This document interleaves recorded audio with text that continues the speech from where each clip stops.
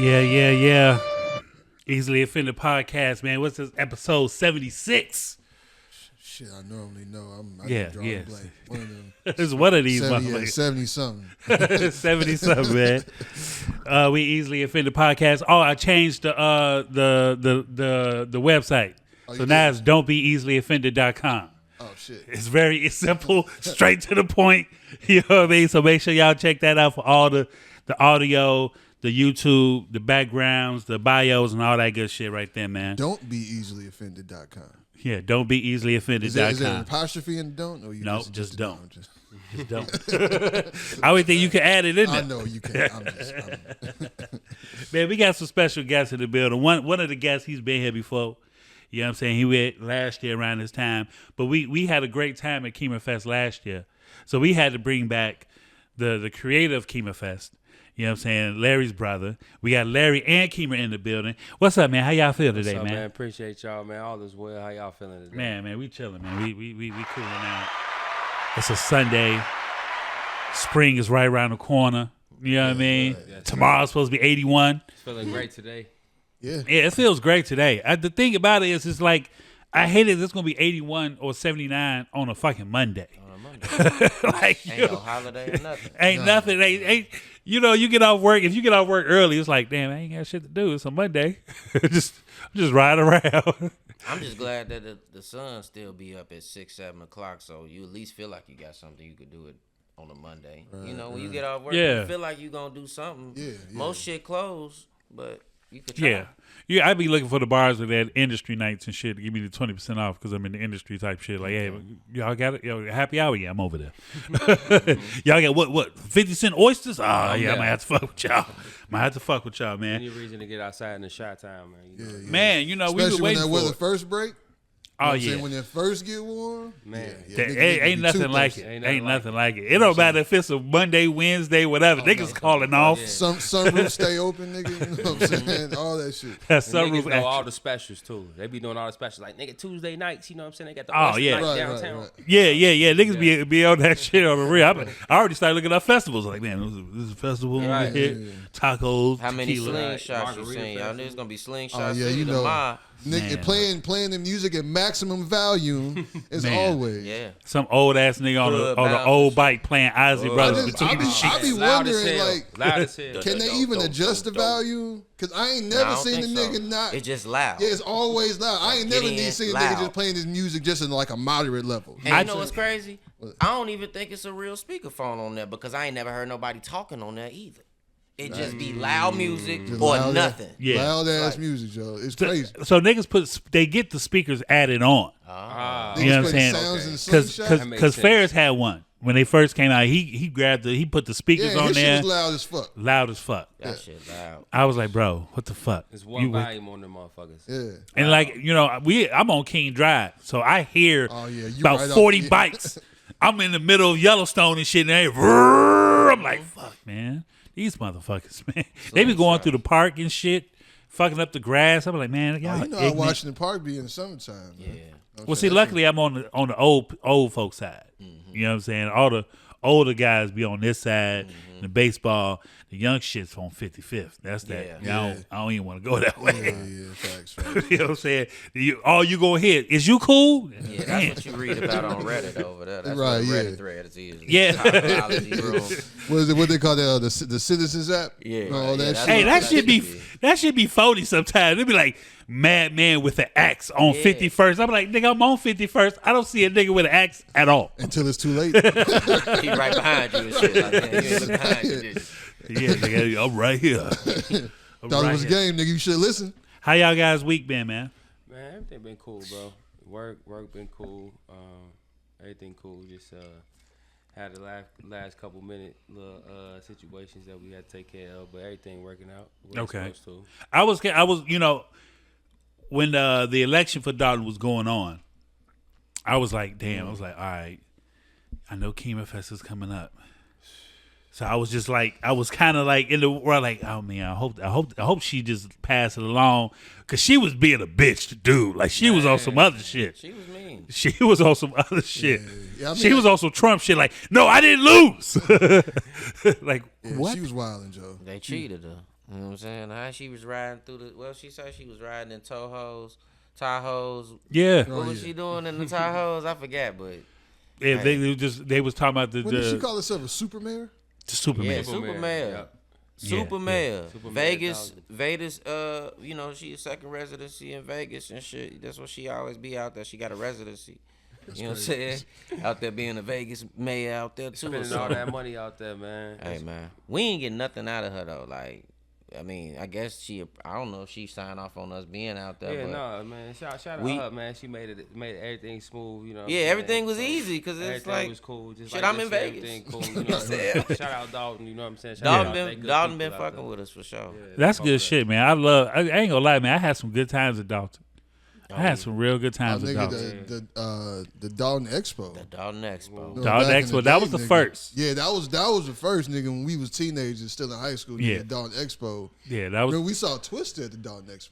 Yes, we did. Yeah. You know what I'm saying? That was the first taste. Right. Then the second round was Secrets and Ricky's and Jaguar and the Premiere. Yeah. Like Dalton was the spot to go. You know what I'm saying? If you didn't want to go downtown, you'd be like, man, fuck it, I'm gonna go out to the bird. I missed that era.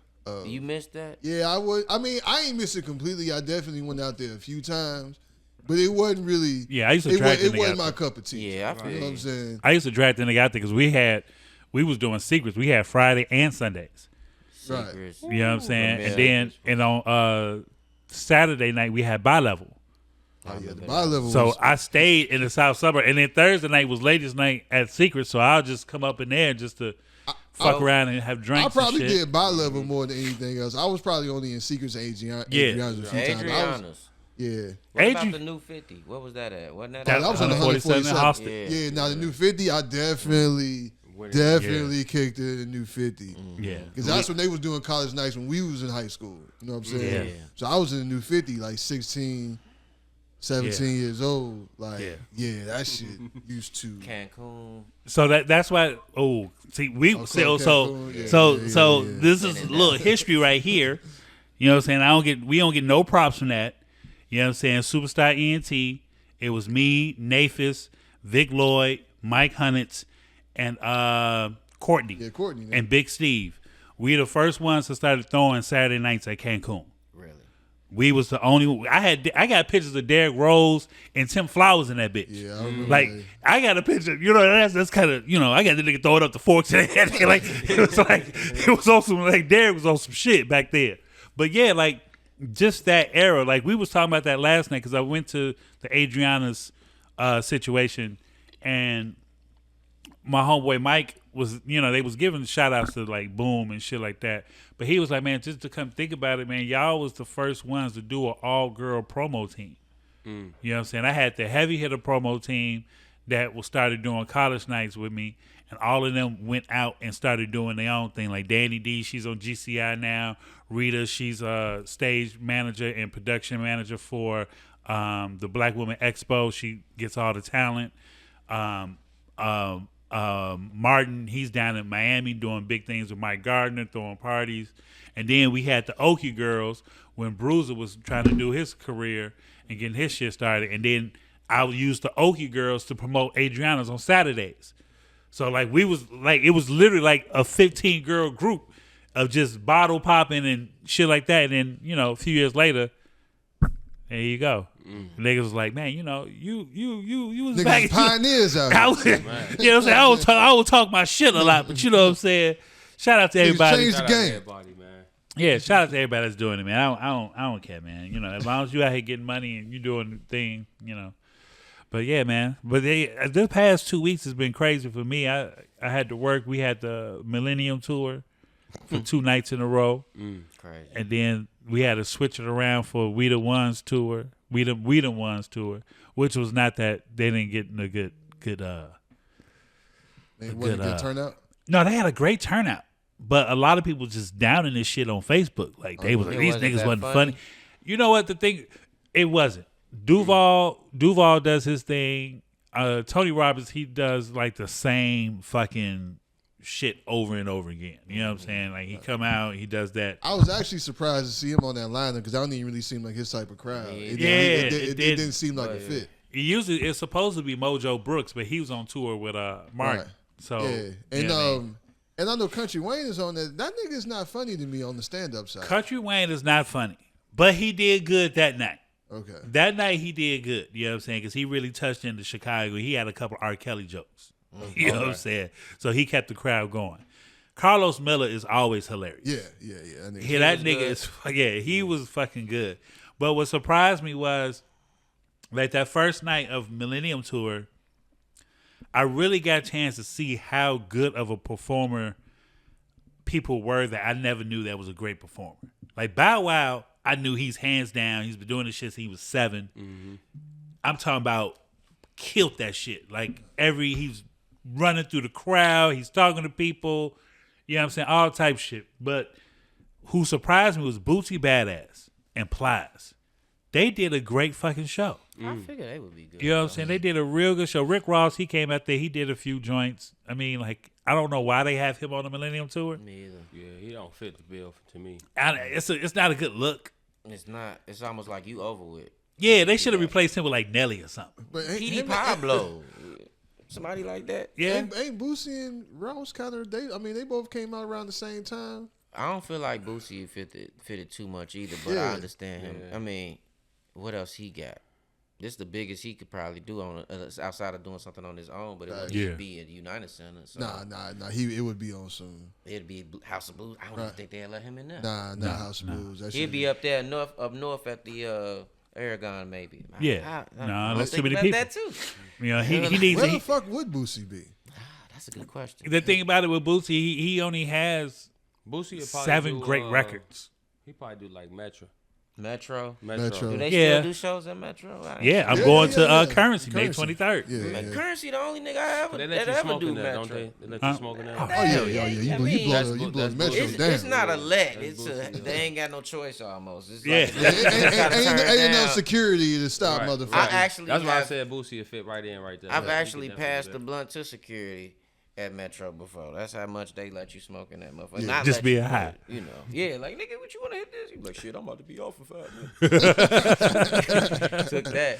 Yeah, they got shit. Because I think, who else I saw there? I saw Gazelle there. I saw Freddie Gibbs there. That's what they do. They do like all of the mixtape people, all of the blog era have a real good connection with Metro, but I don't never see nobody outside of that there. That's why I'm like, I don't know if Boosie could be there. I don't know if they let him up there. Nah, I don't think he. Honestly, I don't think he could pack a crowd like that. Not by himself. The Ravinia? Hell no. No white people be out there. Niggas be out there. Wipe me down. Niggas be in the parking lot like niggas ain't shoulders, chest, pants, shoes. They like that one though. The type of niggas that go to Ravinia. He could pop. Come on. Ravinia is like the north side version of whatever that shit they was doing out south before when they used to have the old school Country Club Hills. The Country Club Hills. Yeah, it's like the north side version of that. Yeah, they just got a little bit more white people, but they still had the but same black artists. Their lineups is like Lenny Kravitz and like the Roots. And then they have randomly like Jill Scott would be there or something. Jill Scott would be there. They did have Flo Rida there one year. That was like Flo Rida was there. Mary J. Blige did this. My mom and them get the tents out and they go out there like they go to like 4 shows a year up there. He's the master. Yeah. No, I go every year. Yeah, they always got people that black people. Like they probably had Frankie Beverly up there 3 years ago. Frankie Beverly was up there before. You know what I'm saying? John Legend was Ozzy. I was there last. Isley Brothers was there. No, that was 2 years ago. It was the Ozzy Brothers and Boyz II Men. Boyz II Men pissed me the fuck off, Joe. They wasn't good? It wasn't that they wasn't good. It's just like these niggas was talking too much. You know what I'm saying? After every fucking song, nigga, it's story time. Baby. You know what I'm saying? And they want to talk about how they learn how to play instruments and all this other shit. And they doing fucking Jimi Hendrix songs. Like, nigga, play on Bended Knee, nigga. What the fuck? I forgot who it was. I ain't come here to see you perform, but Watchtower, nigga. You know what I'm saying? What the fuck is this? So they be trying to explain every record. So this next record we about to do, Joe, let me tell you this funny story. That's how it came up. After every fucking song is story time, nigga. Story time is like 5 minutes. Like, bro, I'm tired of hearing these niggas talk. Gee, like, look, I was. Go ahead. No, go ahead. Busta Rhymes did that to us when we saw Busta Rhymes over the summer last year. He talked through every song. G. It was like they say that he only did that because I think it was the last show of the tour and it was the Missy tour. It was the last show. It was the him and Missy tour, so he got emotional. But no, man, so I'm gonna get Busta a pass. Did he? But what did he do to us though when he performed? you know, it was a lot of young folks in there, so they wanted to hear that Chris Brown and Busta Yeah. And he got right to the peak of about to perform that part and stopped and talked. And then he brought it back in and did like 4 bars and then cut the song off. Let me tell you how this sounded. So Chris called me, right? Yeah. And I just want to show love to the young brother because, you know, he been through a lot. Nigga, rap the bars, man. Do the goddamn song, man. That's where we came from, my nigga. Like, that was like I watched the Jermaine Dupri interview with R&B Money with Tank or whatever. That shit was 3 hours long, bro. Nah, man. That nigga Jermaine Dupri, he broke down every fucking song, memory, all this shit. Like I was like, bro, like, hey, JD, was it good though? It was great, but I had to watch it in segments. You know what I'm saying? Because I was just sitting there doing. I was like, all right, nigga, this will be about. JD got a hell of a catalog though. Yeah, bro. And he don't get enough credit for he what he's done. absolutely does not. And he don't really do interviews like that either. So he don't do a lot. He go, you know. When he go in, he go in. But one thing I did notice, like when he talked about the Jay-Z record, and he picked Jay up, and he said, I didn't have no beat, I didn't have nothing in my mind, but I came up with the hook because literally the hook is what I'm doing. I'm driving in the Bentley, I'm going through 4 lanes, picking him up, drop top down, and that's how I just formulated the song. And I had a beat, but it wasn't the right beat for that. Right. And I played it, and Jay was like, oh yeah, that's it right there. But by the time we got into the studio, we get in the studio 2 minutes in, let me go ahead. He was like, no, I'm ready. Like, no, let's do my verse. He's like, well, when did you write it? He's like, in the car. I was just mumbling and got it in 2 minutes. That song was laid. He's like, I had to come back the next day and do my verse. He's like, because I couldn't think about the shit that fast. I'm not. Ass off with that. Yeah. He's like, wait, you done? Yeah, just cut it out. You know, just put it in, put it out. You know. But man, so we coming to the summertime. You know what I'm saying? It is festival season.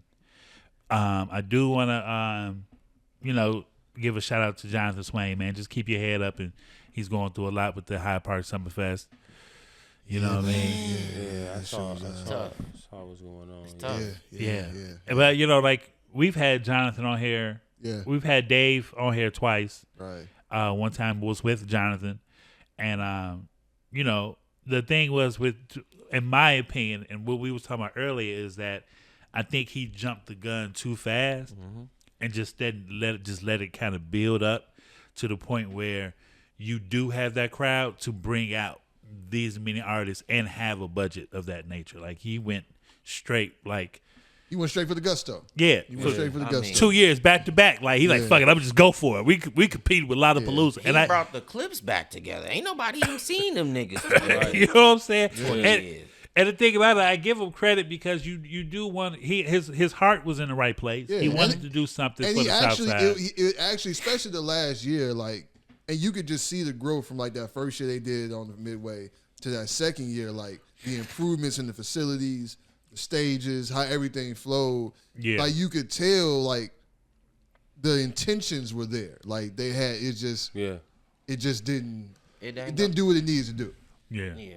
So a couple of articles came out, and I was sad to hear and read them, and I was just like, man. But talking about niggas outside his house, you know what I'm saying? Yeah, that's old people money, right? And stuff. Yeah. Shit, man. I owe a nigga $300,000. I might not come outside either. I mean, allegedly. Right. We don't know. That's just what they say. Man, I hope it all work out though, man. Yeah, you never want to hit nothing like that. Yeah, but going into the festival season, I don't think people understand how hard it is to put something like that together. It's extremely hard. It takes a lot, and it takes a lot of money, a lot of time, a lot of preparation. So the fact that he was even able to get some shit like that off the ground, kudos twice. Kudos to Jonathan for real. All jokes aside, you know what I'm saying. And just hope, man, he can get that situation together, man. And, everybody can move forward amicably, settle whatever business needs to be settled, if there is any business to be settled. Right. You know what I mean? And everybody come out on top. Absolutely. So going into that, how many years you been doing the Kheemerfest Festival? This is your this year 5 now. Year 5. Mm-hmm. So how building the stage, lights, everything from no stage to a stage. So what made you come up with the idea to do this? Well, I'm a drummer first, so I'm a musician. Okay. It's not just business for me. Not to say it's just business for anybody else, but I'm a musician. And when the pandemic had happened, part of me being a musician, I play drums in a rock band. And part of my job of being not just a drummer was to also sometimes book the venues for us to play our shows. And so by me doing that, sometimes we'll book our own show. We have to reach out to other bands or other artists to perform. Uh-huh. So once the pandemic had happened, there was no place to play. There was no shows. There was nothing going on. So I was basically just trying to create a space, and I was just thinking. First, I was thinking just do like a backyard concert type of thing. Yeah. And then I felt like God was speaking to me, told me to think bigger. And so then I was like, man, I should do a festival.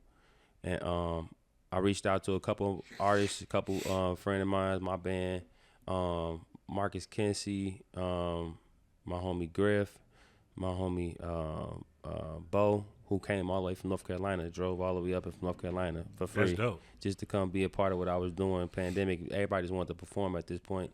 I don't want to miss nobody for year one.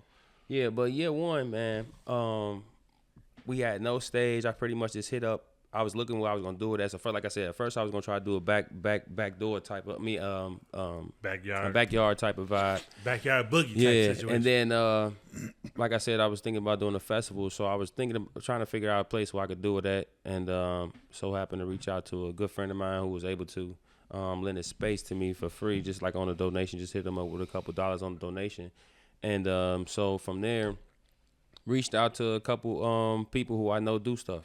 Friends, like they do sound, you know, they do lights, they do have a little platform or something for us to perform on. We actually just had like a little platform. It wasn't even a stage. It was probably like a maybe a 8x8, only enough for the drums to fit on it. Pretty much, it was nobody else could fit on it. It was like a little platform, like maybe 2 feet high.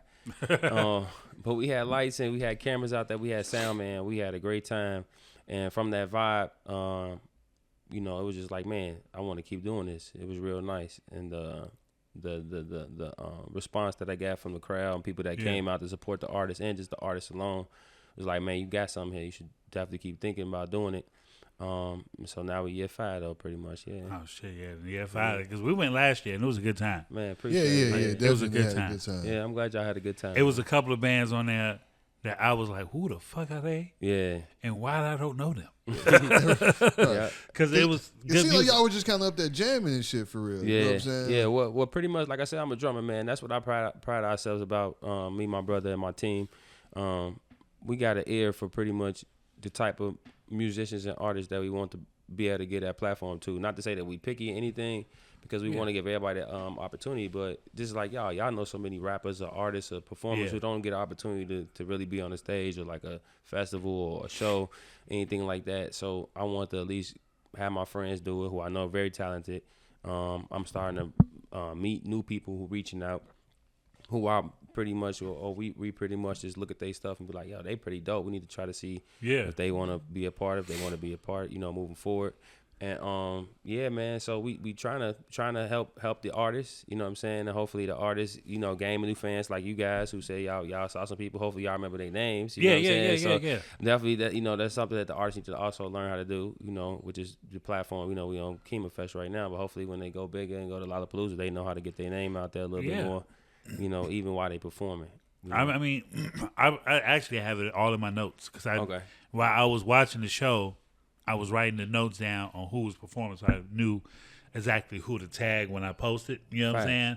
So they can repost it, whatever, to let them know like somebody was listening. You know what I mean? Because it's always a good vibe. Like it gave me, to be honest with you, man, it gave me the feel of like Electric Lady, like the Roots and them crew, like, because it was like really like a jam session. Yeah, like, you know what I'm saying? Like you can tell all y'all fuck with each other. Yeah, everybody was up there fuck with each other. Yeah, it was just like, you know, you got your guitar solo, you got your sax, you got your bass, you got your drums, and it was just like a vibe. Like, and it's just like the music never stopped. Yeah. You know what I'm saying? Like, it just kept going right into the next and right into the next. And it was just, it was great, man. I really had a good time. I appreciate that. No, we definitely pride ourselves on the live band and the live music. Like, those are the type of artists we want. My artists is kind of like, not no shade to anybody, but nobody's like rapping over their lyrics or singing over their lyrics. You know, we want. Let me stop you right there, because I hate that shit, G. And I can't. I knew this was coming. I cannot stand that shit. When I worked at Millennium Tour, I'm sorry, I fuck with her as an artist, but Mellow Bucks, G, she came out and she started rapping over her track, and she can't keep up. Like, I get it. And all that extra I shit. get it, because the adrenaline is pumping. It's 8,000 people. You excited. One of the biggest artists on the tour brought you out, so you're adrenaline. So you may miss a couple of bars, but there was a point in time where she just stopped. She just was dancing so much in the lyrics. I was just like, man, G, I love it when, like, I love to see like a Freddie Gibbs. I love to see a Black Thought. I love to see motherfuckers got breath control. J. Cole. Like, you know what I'm saying? People that don't even Drake. Like, he does a good, like, you know what I'm saying? They don't need a hype man. They gonna go out and they gonna give Sean. He keeps up with himself. Like, it's like watching an artist trace a painting to paint in person. I don't want to see that. I want you to do it on a blank canvas. Like, I don't like. That's what it's like to me when I hear people rap over their own lyrics. That shit is tough. And like, and you can tell like they don't practice. No. Like, you can tell that there's no rehearsal time. Like, hey, 2 hours out the day, 3 days out the week. Right. You know what I'm saying? If you don't got the breath control, find somebody that know the lyrics. And you know what I'm saying? Go off that. Good hype man. And you know, or find another cadence, like mumble over some of your words, like find another pocket, or pick the right songs to perform live. It's okay to have some of them hard songs that your pocket you missing, but just don't perform them. Perform the ones that all you know that you punch can. In shit. Yeah. Cut it out. Just make it easy on yourself, or just make sure, like I always tell them. Do it. I tell my friends. Not live. Most niggas can't do the punch in raps in real life. So what's the point of it? Why are you doing this? Yeah, nah. I don't want to hear that shit. But that's why I like the Kheemerfest, G, because y'all was like really, and the motherfuckers was really singing. Yeah. You feel what I'm saying? It was crazy, because I remember I was like, y'all come out there for about an hour or so, chill, see what's about, nigga. I was out there for a minute, I'm out there eating tacos and shit. Shout out I was out there, nigga. It was well after the sun went down. I was out there. So, it was to the point where I was like, I gotta go because I am intoxicated. I'm lit now. And I have to drive. Yeah. Like, I was at the point like, I'm out of basil. I'm done with the beer. It's time to ride. It's time to go. Right. I'm gonna see the cool kids, and then I was like, all right. You know what I'm saying? Right. So who we got on the lineup this year? Man, so on the lineup we got this year, we got We Just Friends, who actually performed last year. They were a band. Y'all might, I'm not sure what time y'all got there, but they was a band, Super Cold, live band. Then we got the competition winner who won. So we do a rap competition, an artist competition, like R&B singing and rap competition. The winner this year is Juby Da God. His name Juby Da God. We got my homie Ray Rich, FMG, who a rapper, local rapper from Chicago. Yeah, Jilla on there. Yeah, we got Jilla on here. We got my boy Shye Money, another rapper from Chicago. We got Lylesz, who was on The Voice, a singer. We got EJ Jackson, who a crazy R&B artist from Indiana. We got Elyscia, who actually was on The Voice as well. We got Kristen Lowe, another R&B artist. We got Jermaine, a band who's a drummer, jazz fusion. Like, y'all really gonna like him. He's super dope. Okay. We got Jilla, like you said. We got my boy Kincy, who you didn't get to see last year. He performed every year, but he didn't perform last year because he was on tour. He actually on tour right now with Janet Jackson, but he'll be there this year. Oh, wow. Yeah, he played keys. He's super cool. And that's one thing I noticed when we was backstage. We was talking to a lot of musicians. They all like play in major artist bands. Some heavy hitters. You know what I'm saying? That's what I'm saying. When you come to the fest, like, we pride ourselves on the live band, like. Not to brag, but I gotta brag on my homies. It ain't me bragging. I'm bragging on not me bragging on myself. I'm bragging on them. Like, almost every musician that play up there, they play for somebody. Yeah, like, they play for Nicki Minaj, Usher, Maxwell. Yeah, anybody. You know what I'm saying? I don't want to miss nobody, but it's so many. Mary J. Blige. You know what I'm saying? And you know, like, if I ever, like, you know, that's one calling that I miss. I wish I would have done, because I love piano, and I wish I would have like took piano lessons as a kid, because I would have loved to just be on tour and just be the piano player. You feel what I'm saying? Because like you getting bread, you getting paid, You know what I'm saying? You got a rider. You know what I'm saying? You're not really spending that much money. You just traveling and playing the piano and just meeting people. You know what I'm saying? Tour life ain't as glamorous sometimes. It's not. Yeah, touring is hard, bro. Man, it's hard. You know what I'm saying? And you don't get your money on time most of the time. Yeah. It's there's definitely, you know what I'm saying? You know, I mean, you got some really good people out there that really like motherfuckers always pay. You got people that love that love to play for. You know what I'm saying? But yeah, now you hear a lot of horror stories about being on tour. Yeah. You know what I'm saying? You know, I mean, I was on the live sound for so long, Joe. So I seen, you know what I'm saying? So he used to do live music. Yeah. You know, so you know all about that then. Oh, I know all, especially about not getting your money on time. Man, I know having to chase motherfuckers down for your bread, Joe. And hell no, Nasty out here. And you got to chase people richer than you man, for your money. Exactly, nigga. That's the crazy shit. We've been around it for a long time. So all of the guys is, like he said, they play for people. And that's why y'all got that vibe, because like all of them know each other. The Chicago musician community, it's very especially strong. the black one. It's strong. It's tight too. Like they all know each other. They all help each other. They all are pretty much like Chicago is probably number one on the list of. Oh yeah, on the musician side. Whenever Philadelphia, Detroit. For sure. Yeah, Philly and the D definitely really heavy. Yeah. But it's like whenever you see somebody perform, when they introducing their band members, almost guarantee it's gonna be at least one nigga from Chicago. Every time I say NPR, it's somebody from Chicago. Yeah, that's what I'm saying. It's always at least one motherfucker from Even the the crib. dancers, it might just be a dancer, but it be the best dancer you saw on the stage that night from the crib. Yeah, from the crib. Usher girl with the skates from the crib. You right, know what I'm saying? from the crib. Yeah. Our headliner though is Avery Wilson. Yeah. So we got Super Avery singer. Wilson headline. He a singer. Super singer. You've seen him. He Grammy viral nominated. He viral just for singing. Like, that's what he do. Yeah, R&B singer. Yep, He on the Grammy Wiz, nominated right? for the Wiz. Yep. He's on the Wiz Broadway. I wouldn't take my kid to see that shit. Yeah. Oh yeah. Avery Wilson is absolutely. He a beast. He like singer's favorite singer type of guy. Yeah. Oh yeah. He up and coming still. Like he ain't even cracked to the point where like he got 1 million followers, but we don't know a lot of people who like he don't got music that everybody know, but he on his way. Like, he been in the I think because he was a 10 man, right?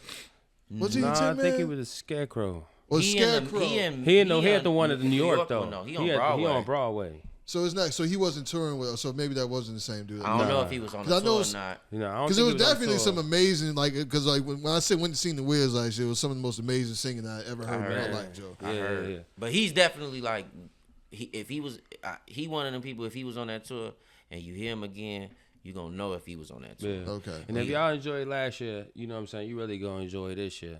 Like every year we've been going up as far as just the festival itself. Like just the stuff we adding to the festival. With the artists as well, with the artists, with the production, with the bands again. You know what I mean? It's gonna be a real nice. What's some new things y'all added this year, or y'all still in the process? We revamping our VIP section. We revamping so trying to make it more section. Just. I don't know, more, I don't want to say secluded, but just more elevated. Just elevating experience. Yeah, we gonna make it a lot better to me. And then we also added in fencing this year. Last year we just pretty much had like tents and ropes that pretty much like secured the whole area we was at. This year we got barricades pretty much blocking all that off. Because I mean the way it was set up last year, it was so laid back. Yeah, I was standing next to it was that one girl. And one lady, she was sitting up front, and she it's her first time going. She lives in the neighborhood, and she was like, I saw BJ the Chicago Kid, so I was like, man, I'm going. That's around the corner from my house. Woo, woo, woo. Yeah. And she was like, it's such a vibe. Like it's like people respected the areas they wasn't supposed to be in. Yeah, right. You feel what I'm saying? Yeah, absolutely. Like everybody stayed in the area and had a good time, but she was just like, it feels like a vibe where like anybody could just walk in and be like, how much is it? All right, cool. You know what I'm saying? Yeah, it's BYOB. It's BYOB. Right. Yeah, niggas have chairs out there and shit. We haven't had no fights or nothing like that. But we haven't even had nobody throw up in the field. Like everybody has been, like you said, respected the area. Because I mean, like you're not finna get a vibe like that. Especially not a vibe like that. Where you able to BYOB smoke your trees with no issue. Ain't nobody patting you down, taking your shit from you. Right. Just have your area and be and enjoy whatever artist you came to hear, or if you don't know none of them, just enjoy them all. You know what I mean? Yeah, like shout out all the vendors that was out there. I mean, like you know, vendors. all the vendors that's out there. You know, selling food, selling products, shirts, clothes, everything. Man, they enjoy themselves every year freely. People supporting them. You know, and that's what it's all about. You know, we just bringing everybody together, trying to make it like a real cool vibe, real laid back type vibe, a real musical experience to make people want to hang out as long as you did. You know what I'm saying? Like you just come and just come. I come pull up for an hour, and you come chilling for 4 hours, 4 5 hours. All day. You know, so now you know this year you be like, I might want to go a little early because just the artists you saw from when you got there, it was even still the same amount of amazing artists that performed before them people when you saw. Yeah. You know, and I would love for people to come out there and be able to see them as well. Yeah, man, that's definitely because I'm bringing my chair. Yes, bringing sir. me a little cooler. Yes, sir. You know what I mean? I'm coming prepared this year. This year. Yeah. Because last year I was like, all right, this first year I'm gonna leave my bottle in the car. Yes. You know what I'm saying? I don't want to just be disrespectful. Right. Walking through with the bottle is like, we quickly figured out. Okay, no, we can. Thankfully, the car wasn't too far away. Oh yeah, it was right there. Great. Did y'all park in the lot? Nah, we parked on the street. Okay. And was y'all in the VIP? Yeah, in the we back, was backstage. We was backstage. No, in the VIP with the tent with the free liquor and all of that. No, they was in the backstage. And we was just chilling. Well, y'all was sitting close to the VIP. Yeah, I mean, we saw it, but I was just like, y'all was sitting over that way though. I was just like, man, look, I'm already. I got mine. You know what I'm saying? Yeah. We was good. We had share that to the people that ain't bring. Man, shout out. Speaking of that, shout out John Basul, always sponsoring tequila. John Basul, if if y'all don't know, I'm putting y'all on black owned tequila. They always sponsor Kheemerfest. Shout out Trendy Wine. They always sponsor Kheemerfest. Black owned winery out in the south suburbs. Shout out Haymarket Brewery. Haymarket Brewery always donate beer. Shout out Moore's Brewery. Shout out Funky Town Brewery. All black owned. All black owned. They all donate. Man, shout out Sam. Shout out Sam and them from. They do Harold's Pale Ale. Out of with Haymarket collab with them. Shout out Honey Ale. Honey Ale. That was one of my Harold's favorites. Honey Ale. My bad. Yeah, Harold's Honey Ale. Shout out Sam and those that shit fire good too. fellas over there. Always donate to Kheemerfest. Shout out Jerk 48. They donated. Jerk 48. Yep. Shout out Jerk 48. Harold's. Shout out Harold's food truck. They was there 2 years out of the 4. This year they're gonna be there this year again. So shout out Harold's food truck that's gonna pull up.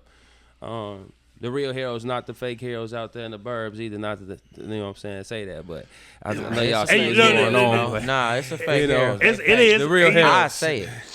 You know what? I'm the spokesperson for them, so I can say it. Hey, That's look, real talk. You said something about it, right? And I think I commented on it, and my dad saw it.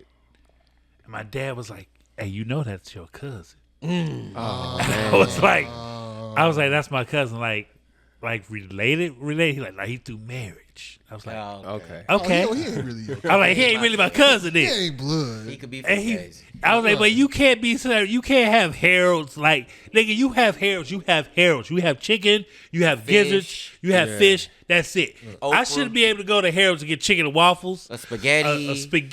Lamb chops.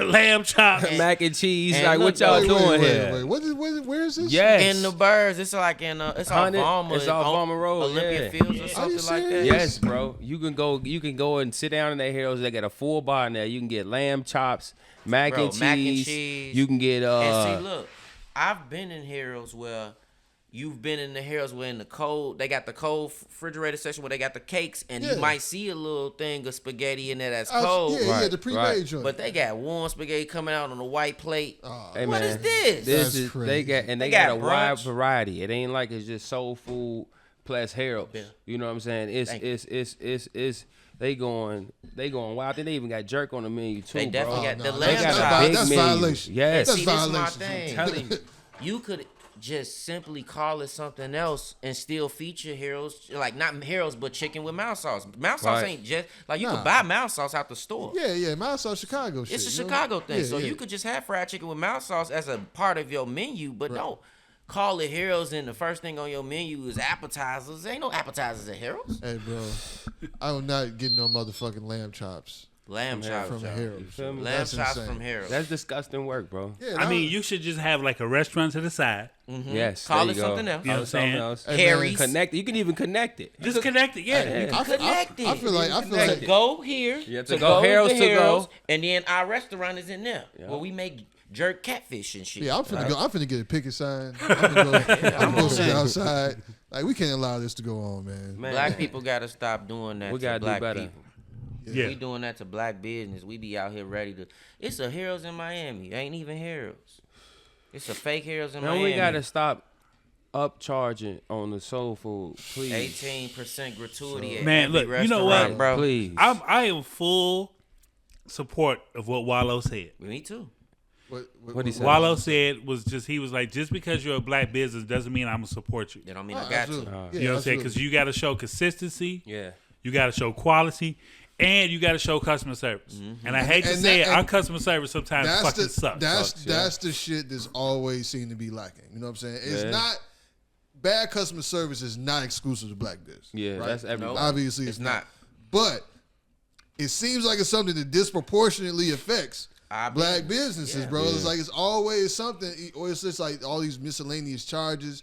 And I hate for a motherfucker to feel like if I'm already coming trying to patronize your shit, don't try to nickel and dime me, Joe. Don't nickel and dime me, man. You know And what the I'm saying? consistency. Consistency is very key. That's a problem. Yeah. And as a Harold's spokesperson, I feel like that's one of the biggest issues with Harold's, the brand, is there's no consistency. Man. That's why everybody got their favorite Harold's and it ain't the same Harold's. Yeah. Because we all got our own way of eating it. Even the different. fries different at every Harold's. It's supposed to be a specific fry cut. It's supposed to be a specific way they cook it. It's supposed to be specific seasonings, but every Harold's is different. That's why we fuck with the food truck, because the Harold's truck. Let me ask you this, not to cut you off. His son. Is Harold's supposed to have lemon pepper? No, it's lemon not. pepper. Because it be blowing me when I Lemon hear pepper somebody came with even sharks. order that. Hey, but on their Harold's. it's fire though when you put it on there. Am I in the right Harold's? It does. It does. But I'm mad about it, Right. Because we didn't even create that lemon pepper, man. That's that. I don't want to call them. That's A Habib word. and them. Yeah, man. there you go. That's Right. Habib I and don't them. wanna call them A word. DJ Khaled. Yeah, the Khaled's and Drakes, man. Right, yeah, you know, so they brought that lemon pepper shit But here, no, man. look, It is delicious, though. The lemon pepper started in like 2015. Like when the first time I knew it. We conformed when I went to Hills on the 103rd. And the mean lady who used to work there, the super mean lady. You talking about Halsted? Yeah. She was always nice to me, though. But she was super mean. And motherfuckers used to come in there, can I get lemon pepper? We don't do fucking lemon pepper. Yep. Be on that. Be on that with One you. day, I come in there, and they got a sign, lemon pepper 75 cents or something like that. I was I'm gonna like, charge you for it. no. Y'all doing lemon pepper now? Yeah. Blew my mind. They have to get Ain't with the nothing time. sacred, Had to Joe. get with the time. Yeah, it's a few restaurants that been consistent. You know what I'm saying? Like Cleo's. Yeah, shout out to them. Yeah. 'Cause- She's consistent. and they've been expanding. They've been doing well. Yeah. Their customer service was always good. Yeah. It was always nice. The food ready when they say it's gonna be ready. Yep. You know what I'm saying? And it's fucking consistent. And I'm gonna say And that shit, it's expensive, but I'll pay for that shit because it's good. I'm about to put some And they give you a lot. motherfuckers on blast because Okay. chemistry, y'all niggas tripping. Man. Well, They not man. consistent. No. See, I only went to I've heard a chemistry. lot. I've heard a lot of stories. I think I went went to to chemistry chemistry one one time for my niece's birthday. Uh-huh. I think I went that one. I might have went there twice. Which is today. We got to call. Yeah, I already called her. But anyway, I didn't talk to her. I called her. She ain't answer for me. She was too early. But yeah, Harold's. The No, consistency. no, chemistry. Yeah. They made me mad because I went there, and I love the concept. I get it. You want to do high end dining. I love the fact that you got the little cards for dates and have questions. The That's a live very band, dope- they got the live the band. live music. Yeah. The fact that the chef come out and he blow torch your shit. Doing the flambe, Yeah, you know, he's doing the salt the shit. shit, right off motherfucker. his elbow. Right, I get right. it. I don't want to eat no salt off the elbow, G. Hell no. Don't do that But- shit on me, Joe. Extra seasoning, right? But I don't want one bite lamb chops. Oh man, them too lollipop The joints. lollipop Yeah, joints, like- You paying $45 for You know three what I'm of them. saying? Yeah. Like, come feel on, you. man. Y'all gonna tripping. lie. Y'all tripping. I'm a ribeye guy. I ain't like that ribeye. I ain't get it myself because when I tasted it, I didn't like it. So I got something safe like chicken. Niggas never fuck up chicken. You know what I'm saying? That's what I ended up probably having. But I'm a ribeye guy. And to me, it's like you can't have a steakhouse without a good ribeye. Facts. So it's like All facts. Now their brunch was pretty good. Now I've heard good things about brunch. the food. I have not personally gone. Okay. I've heard good things about the food, but the only complaints that I've heard is just the shit we was talking about. Customer service. Motherfuckers like come and got a reservation and they still waiting for an hour after their reservation time to get seated. You know what I'm saying? All time, and then like service being nasty, all types of shit like that. You know what I'm saying? Yeah, I heard about some servers being nasty. Yeah. That's the shit I've heard. Like the food and everything I've heard has been, you know what I'm saying? And I hope, like, cause you know it's black owned. Right. So I hope, I want them to stick around. I don't want nothing to happen to them. I mean, they're doing well. Yeah, because then but down the street, you got Virtue. Oh, Virture is fire. And Virtue off the chain. They get James Beard Awards. Exactly. You know what I'm saying? I ain't gonna lie. Yeah, and it's completely different I've vibe. been there about 3-4 times. They don't miss. Me. They don't And miss. Buddy on it because he owned Daisy Poor Boy, right? And he opened up But he a chef too, though. He a chef. That's the difference. I don't think the owner of Chemistry is a chef. Nah, he's not. Nah. And that does make a big ass difference. Yeah, it make a big difference. difference. You care about your food a little bit more. Right. Well, I would say a lot bit more. It's just a different way that you care about everything. Yeah, he even brought he opened up a Mexican restaurant also. That one over there? That took little over bar? It took over the that's what the laundry. The laundromat. Yeah. I don't know if they open yet, but I've seen they open. They open. What is it called? But it's you know not what kind really of food a it is? restaurant. No, it's just a bar. It's just a cocktail line. It's a cocktail line. It's a cocktail. They don't sell no food. They gotta have bites. They got Oh, bites. they do have bites? They got little bites, but it's Okay. like it's nothing that you can get full off of. It's like little shit. I heard the drinks is banging though. I ain't been there yet either. Yeah, I heard it was nice. But I heard Po' Boy spot got some of the best fried chicken. Oh, in the Daisy city. Po' Boy? That's what I heard. Hey man, and that motherfucking catfish. That catfish. Catfish out the chain and them biscuits, nigga. Yeah, I fuck with it. And they got my I took my kid there one time. It's some chicken sandwich there that she got. Then like I took a bite of it, like, God damn, I'm mad I never ordered this shit. I'm gonna be honest with y'all, man. Cause y'all all, I know you are, but y'all all sound like y'all go pay for soul food. I don't do that. I'm against going to, like, I've heard Soleil was wonderful. Never tried it. I've never been to Cleo's. Y'all was just raving about it. Never try it. I don't like going to buy soul food. I heard about it. I ain't been yet. Been to L Station? I tasted L Station. It's in the loop. Yes, it's in the loop. And you know what else about L Station? You that? go in there by yourself and you still paying 18% gratuity on there. So it's like, I don't like places that got 18% You been to Soul tax. Vibes? I've been to Soul Vibes. How was that? Never had it. They decent. They good.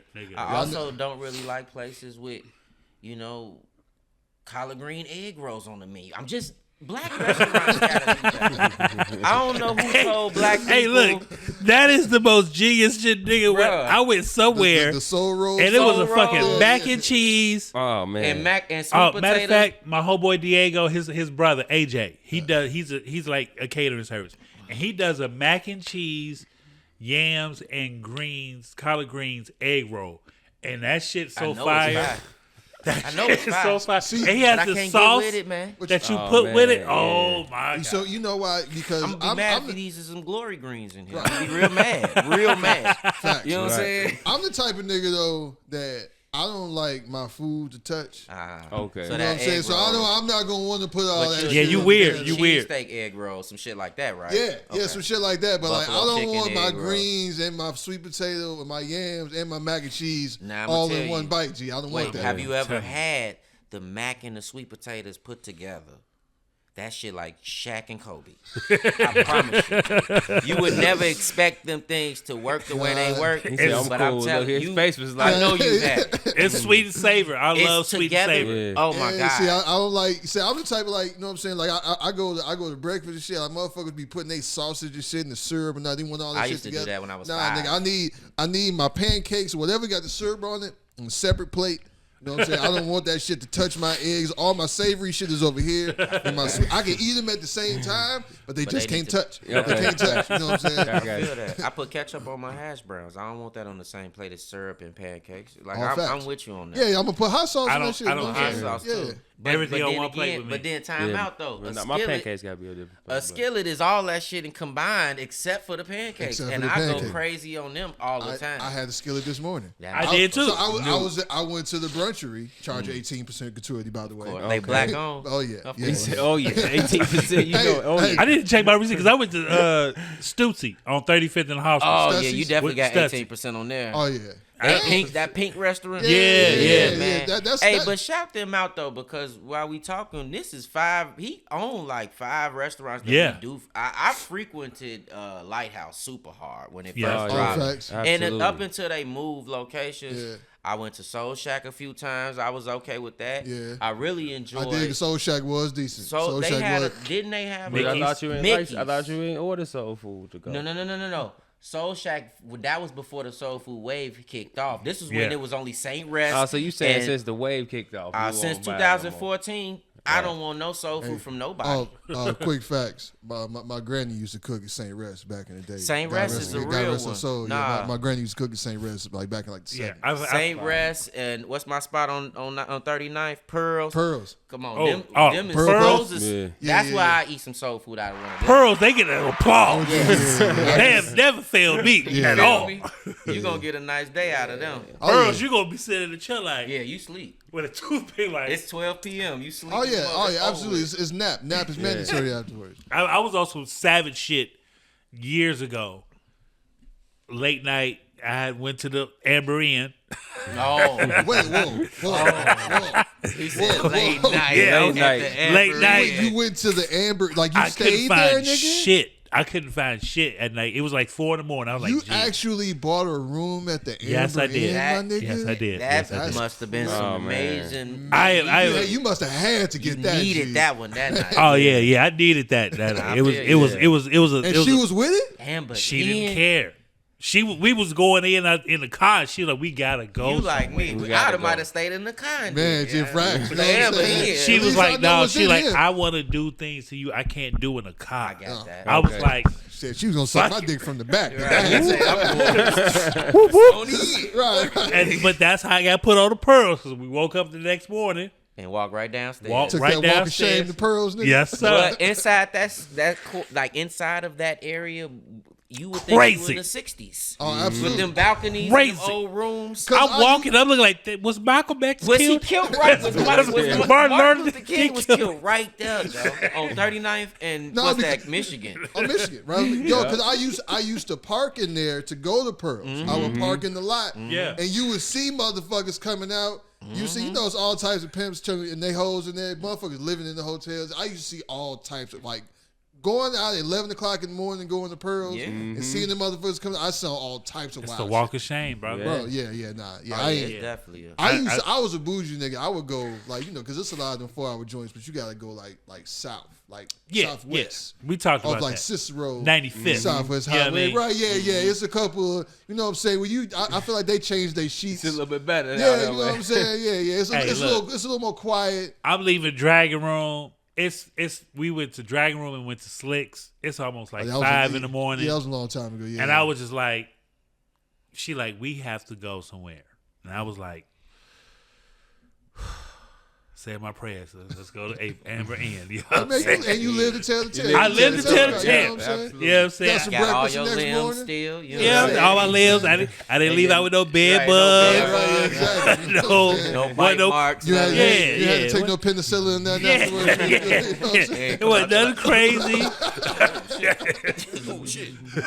What black mold or none of that. Right. That's good. So it came out the Amber Inn with the black lung and shit. Yeah, so this past week, right? It's been a lot of shit.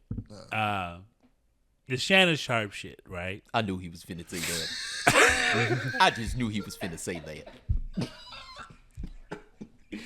I knew he was this nigga killing me.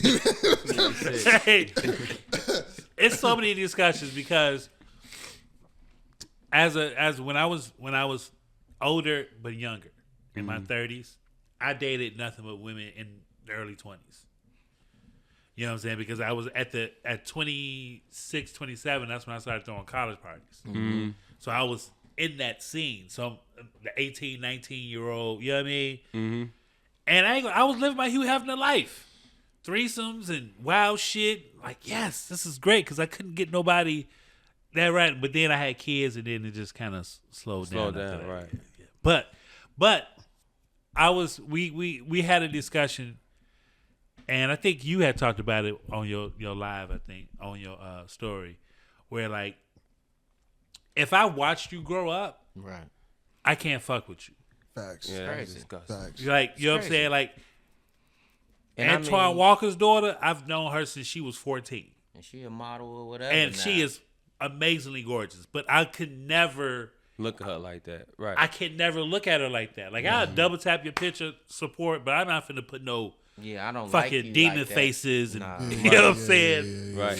Like, it's all the respect. But it was just like, you know, to the question of what is too young, and what is the age frame that you would go to if you decided to date somebody younger? So I want to frame this for because was he dating her? Because I feel like he was just buying pussy. 2 years. Yeah, he was talking. 2 years. I think So he was okay. So I saw like because I was so confused because I know she was like an OnlyFans model, right? Yeah. Right. So I'm like, okay. So this is a transactional situation. But then He it's met just her- like, yeah. why y'all having all these conversations and shit? he No, liked right. it. Yeah, so that's where you fucked up at. Yeah. That's when he fucked up. He started thinking that OnlyFans girl liked him. But the thing Which is about- insane to me, bro. Because She's 19. She ain't even never knew you played football. nigga. Right. Like, Exactly. At all. you been retired long as she been alive. Like That damn point. near. And I that's know, where you real too shit. old. That's where you And become too old to he me. claims that he met her in the gym. We was just working out. Of course. No, I believe that. I can believe that. I can believe that. I can believe I believe that. it too, 'cause I she know a a lot. OnlyFans It's a girl. lot of Yeah, girls yeah. that Hang go. out down- and keep it tight. No, it's a lot of girls, the model looking girls, the OnlyFans girls, all the girls that you see on Instagram. They go to the expensive gyms and they looking for the 40, 50, 60-year-olds who got a Just like they bag. go and hang out hey, on low Rush key, Street. not That's even what- expensive that's the gyms. 'Cause I be game. seeing some of them at LA Fitness. Yeah, but You know what I'm saying? if you just get a day pass at Equinox, Yeah. or you get a day pass at East Bank East Club. Bank Club, just Right. one day, Gym, any of it's that. gonna blow your mind the type of women you see in there versus what you see at. No shade to any women, but Right. you get what I'm saying though. Yeah, Like, yeah, it's a whole game that they really play and they really go to the gym. So I could believe that he really met her at the gym, and then he found out she did OnlyFans. And then he was like, He was like, "Oh yeah, you on that type of time?" You seen how thirsty he was for Miss Bnasty, didn't you? Oh yeah. She You come saw- over and sit that thing right up in my car. I got a nice little car. She can do that up in here. She can do Hey, whole little. Quick sidebar, because we've seen the Miss Bnasty video, Yeah. bro. Like, okay. So we've all experienced the squirting phenomenon, right? yes. We all know there's a little hint of pee. Maybe so. Some, yeah. you know what I'm saying? Sometimes, Yeah. most of the time, all the time. Yeah. Like, It's 10% It's in- in it. it could It's be in in there. there. it's in there. It's enough that you may be able to smell it. A And little I know hint. where you're getting at. a little bit of a hint. And you doing this in your car? And Reynolds. I mean, Joe, it ain't that much detail in the world, and she be in the going. damn- I've seen it where Oh, it's just yeah, like, it's, oh, it's yeah, a lot. ridiculous. you've hit every part of the Like the dashboard. passenger seat. Yeah, you know what I'm saying? Like all of this Everything shit, is over with. right? You know what I'm saying? So like, And then she do it all under the windshield. So like people still just think she, I don't know, hyperventilating. I guess I don't know what they think from the top up, but Yeah. the whole bottom of the car is her feet in a hot tub at this point. not legit puddles, Joe. It's just Yeah. like, yeah. I'm sorry. It's a quick sidebar. That was just, nah. that always I've just kind of always- bothered me. You know what I always think? Like one time I watched one of them videos and it was like it got to the end, like the whole car is like soaked, and I thought to myself, "And you just gonna go turn this back in the Enterprise, like you just left your windows Oh, down." you or finna something. drive? Right. Like, But where- it's go drive somewhere like like, this. you gotta drive. back I in the would be backseat or mad something? at the. I would be mad if I was to work at the car wash and that Oh, car came through the man. line and she got out the car like, yeah, I need inside detail. All Like, why it smell like pee in here? Might smell like pee in what here. the fuck? It's all You get the smell this of shit. yourself like, Right, somebody yeah. pee on me. Right. I know when she go to the damn detail place, they be charging her. They got a price for her. It's the Bnasty price. Yeah, nah, this $350. Yeah, every $350. time. Every time. Need the But yeah. special? But But, yeah, I but, was, but Shannon, man. Yeah. So I had a thought, right? So first off, to your question, yeah. I can't fuck with nobody that was born in the '90s. Pretty much, that's just no. So I kind of like, I've tried. I've had little moments. Well, you know, you run into a, you know what I'm saying, young tender, may not know how young, then you find out. Just Yeah. okay, well we can. And then it's just like, bro, like, nah, I can't do this. I can't do this. You know what I'm saying? Like, it's not really, you know, this is cool, like, but it's not cool. You know what I'm saying? Yeah. So like I don't necessarily. What's the how many years is you ago? 5? I'm 40. I'm 43 right now, so maybe 10. Somebody in their early to mid 30s, maybe. You know what I'm saying?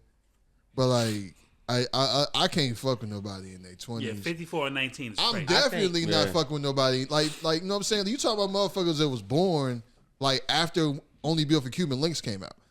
You know what I'm saying? Like, you know, it's a comedian on Instagram, and I think they are actually a real couple, and they have, like, almost a 15-year gap. Right. And they always do these skits where, like, they in the car playing music, and he'll play a song. He's like, oh, that's my jam. This is such and such. He's like, nah, this is the original. Mm-hmm. Right. And he starts singing the song and shit. She like, I think I seen. Yeah, I've seen that before. And there's exceptions to every rule. You know what I'm saying? That's not to say that, like, you know, I'm not. I got a habit of never saying never. Right. You know what I'm saying? Because I don't like to speak in absolutes in that way. But in terms of Shannon, man, to me it just seemed like so. Shannon has experienced in the past, let's just say decade, a level of fame that he maybe himself never thought he would get to. You know what I'm saying? It's like, because they talk about football players, you know, like, or you hear like strippers used to talk about, like, football players always want to go throw the most money because they want to be seen, because most of the time they wearing helmets. You can't really see their face, right? Good point. So like, and Shannon, he was obviously a very, very good football player, but he grew up poor. You know what I'm saying? He didn't. So my point is, I don't think Shannon in his early years was used to getting bitches. I don't see it either. You know what I'm saying? And I feel like this type of behavior, it's pimping, it's slipping. Right. Yeah. This type of behavior screams, I didn't get bitches early in life. They wasn't falling in my lap like this. Like they falling in my lap like that. They falling up at the sky, like raindrops right up to my lip. So I'm saying, like, so because, like, bro, you having these deep ass lengthy conversations, with somebody that you should just be like, if this is what you own, okay, deposit sent. Right. You know what I'm saying? We gonna meet at this such and such time. I call you then. Check your email. I'll send you a ticket. And that should be the end of it, right? Black outside. Right. And it's just like, but it's like the level of access that Shannon has. Man. It's like, bro, you if you really just trying to, it's gotta be, that's what I'm saying, it's gotta be something different. The scary part about that is he really do pride himself off acting like he's really a super smart guy. Like when it comes to hiding his personal lifestyle and what he do. Yeah. You know, that's the crazy part. That's because he a football player, and most people got that stigma that they dumb. And the way he talk, he probably got to overcome a lot of stuff because he got that speech impediment a little bit. Yeah. So he probably. But he be acting like, yeah, my phone be off. I don't even have my phone with me no more. I don't do this. I'm so focused on my business, I don't have time for doing anything extracurricular. But he lying. I mean, no, he doing a whole lot of extracurricular shit. The man doing Rose Sparks commercials. He ain't that oblivious to shit going on. You know what? Yeah. I knew he was a freaky ass nigga. When the nigga was like, I was on live and the situation started happening, and I just laid my phone down. Yep. Yeah. That time, and then also it just 3 weeks itself live. Right, yeah, right. It was like the next week. It wasn't even 3 weeks. It was like the next week he was promoting that pill. Yeah, exactly. So I'm like, okay, this is a rollout. This is a rollout right here. This is a rollout. Speaking of having sex on the live, I use Rose Sparks. Right, You should try Rose Sparks. Matter of fact, he had it the next day. Because when he went on live with Ocho on a nightcap, he was joking about it, and he pulled it up like, I popped one of these. You see what I had right there, Ocho? I had one of them right there. Big old black boy from Georgia, putting that thing right up in that little girl. Hey, man. Nasty, man. So I don't want to see him lose, because I do respect, because Shannon done worked real hard to get to where he is. And I would hate to see him lose it over some shit like this. You know what I'm saying? But like you just gotta be like. But see, I'm sorry, man. Anything teens to me, not to cut you off, but to answer your question direct. Yeah. Anything with teen in it, it's too young. Is off limits. Absolutely. If you met her at 19, you are disgusting. Even if you waited till she was 22. And to me, you disgusting. It's too much. And you in your 50s. You met her at 18. My problem like, come on, man. Like, I think, like, when you say how far in between the age is too much, it depends on how old you are. Because if you 65 and you dating a 45-year-old, that's 20 years. Yeah. But if you 45 dating a 20-year-old, 25-year-old, you going too far. You know what I'm saying? Like, because it's that level of adulthood. Yeah, you gotta grow up. Yeah, because like when you in your 20s, yo, you still pretty much a kid. You know like somebody I was thinking about like our parents, right? There's in our culture, there are large age gaps. Yeah, it is. Like our grandfather to the grandmother, you know what I'm saying? So the grandma would be like, I had my first kid at 16. And your granddad was 26 or some shit like that. Yo, so it's crazy because but they used to do shit like that. Because my granny, how she ended up in Chicago, were trying to get away. They were trying to marry her off to some old man when she was still a teenager, and she wasn't on that. You know, and she made her way up to Chicago. Man, thank God for grandma getting no way. That was probably some favors in there though. Like you know how that shit come with. Yeah, he gonna let us use this thing. We really need this thing. So yeah, he could marry my daughter. Right, that's exactly. And that's how I used to. And that's how it used to be. So it was pretty common for like an older man to have a young girl as a wife. Yeah, and I've been watching this is kind of a side, but I was watching like 1823 and 1923, like the Western shits that lead up to Yellowstone, and a lot of them they was like, nigga, no, she's 16. That's my wife. Like, you know what I'm saying? I'm like, but in reality, scientifically, women having babies at 16 is probably better for them. It's easier for them to bounce back. Like, it's easy to bounce back. Yeah. You could have your whole body. And then, for some reason, any women who have a baby live longer than anybody else anyway. But just the health benefit, like the rejuvenation, like you saying, of their body, it makes sense for them to have babies at those ages. It just shouldn't be with old ass niggas. Yeah. Like, if society fucked up when we became the way we like. I feel like even when it comes to the way we do age, it's crazy how America don't have one age that's just off limits. You know what I'm saying? You go to some states it's 15, some states it's 17. This is true. Why isn't it just one age? Yeah. But then at the same time, why are we doing this anyway? We should really be. It's a lot of shit in society that's fucked up. But when it comes to that shit, I feel like if you look at it scientifically, maybe we should be focused on trying to have everybody getting their shit together earlier than late. We tell everybody wait till, especially me and him, people older than us tell us, y'all wait till y'all 40 to get married. Wait till y'all 40 something to have kids. All of that shit. And maybe you should. I mean, the responsibility factor is huge, but because of the way science works, and niggas is dying at 70, maybe we should start earlier. So, but that takes a whole nother psyche to figure that shit out. So there's a saying that youth is wasted on the young, right? Mm-hmm. Because, what you're saying is absolutely correct. Mm-hmm. Like scientifically, for your body, procreating at a younger age is better for you. But for both parties, and even our shit, you know what I'm saying? For that joint. Oh yeah, because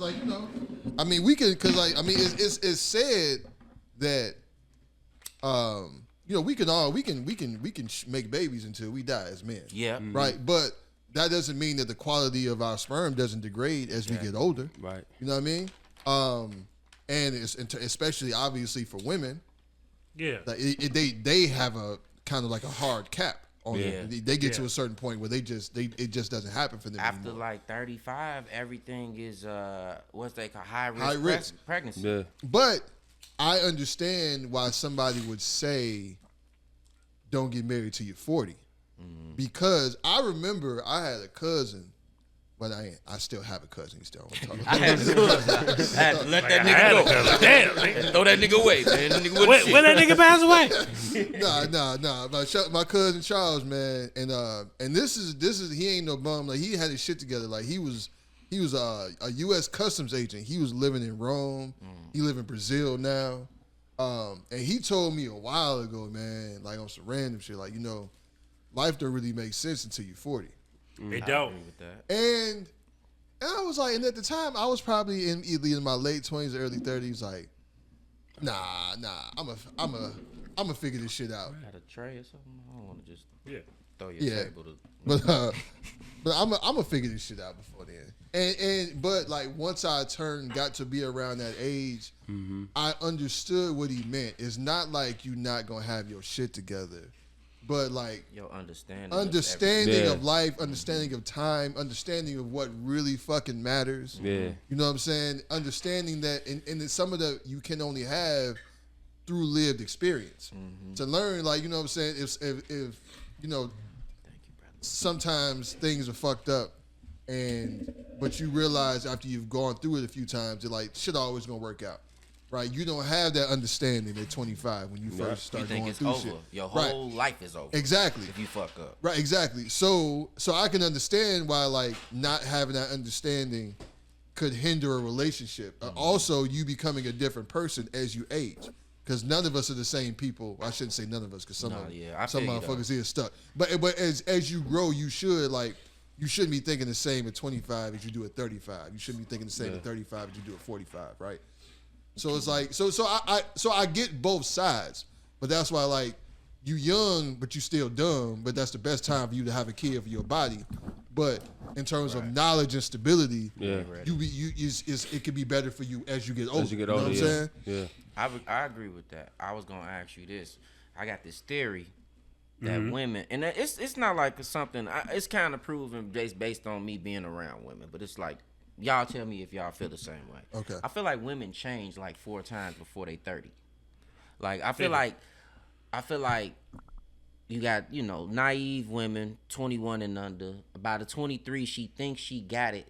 By 27, she laughing at her 23-year-old self. By 30, 32, she who she gonna be for the rest of her life. Exactly. I don't feel like we have. When do we have those? Well, do y'all agree with that? What, as far as men? As far as women, do you agree with what I said? Yeah. I agree with that. So with guys, give or take a few years, but I get what you're saying though. It's like a 4-time switch over. How old are you? Absolutely. 33. Yeah, you're younger than me. 33. I'll be 35 this year. So. Oh, okay. Yeah. So I'm 45. Right. So I had my son. Both my boys are the same age for 6 months. 2 different moms. At 27. Wildin'. Oh yeah, you was a real nasty boy. Hey, this nigga was. Hey, we talk. Yeah, we'll talk offline. On camera. The every story should tell you. Yeah, that should have told me all I needed to know. Right. Like I said, I've known this nigga for a long time. Yeah. Oh, y'all. I mean, I can't talk too much, but I ain't never been to the Ambry. But please continue. But like when you get like when I got to like my 40s, then I just started realizing that Dame Dash shit. Like, you know what I'm saying? You're not living for yourself no more. Right. Yeah. You like living for your shorties. You know what I'm saying? And then last year we had Dr. Abdullah on here. He's one of the head surgeons at University of Chicago, black dude. Okay. Real good brother. He helped me out too. And I called that nigga at 3 a.m. like, I'm on my way to the emergency room. I can't breathe. The nigga took care of me. Okay. But he made a good point. He was like, the thing about it is like, we don't think about insurance, life insurance, right? You know what I'm saying? Motherfucker passed away, and now we doing French fries, all type shit to help bury him. But in other cultures, they got motherfucking $1 million life insurance. So Pops died, they got $1 million and a house. Yep. You feel what I'm saying? So they able to either fix the house up, make it more presentable, and keep it as a family home, or sell it. Or we can sell it, and I still got $700,000. You know what I mean? And when you got that type of policy, even while you're alive, you can borrow against that. Yeah, and that's what he put up. He if you got $1 million policy, you could be 45, have $1 million policy, right?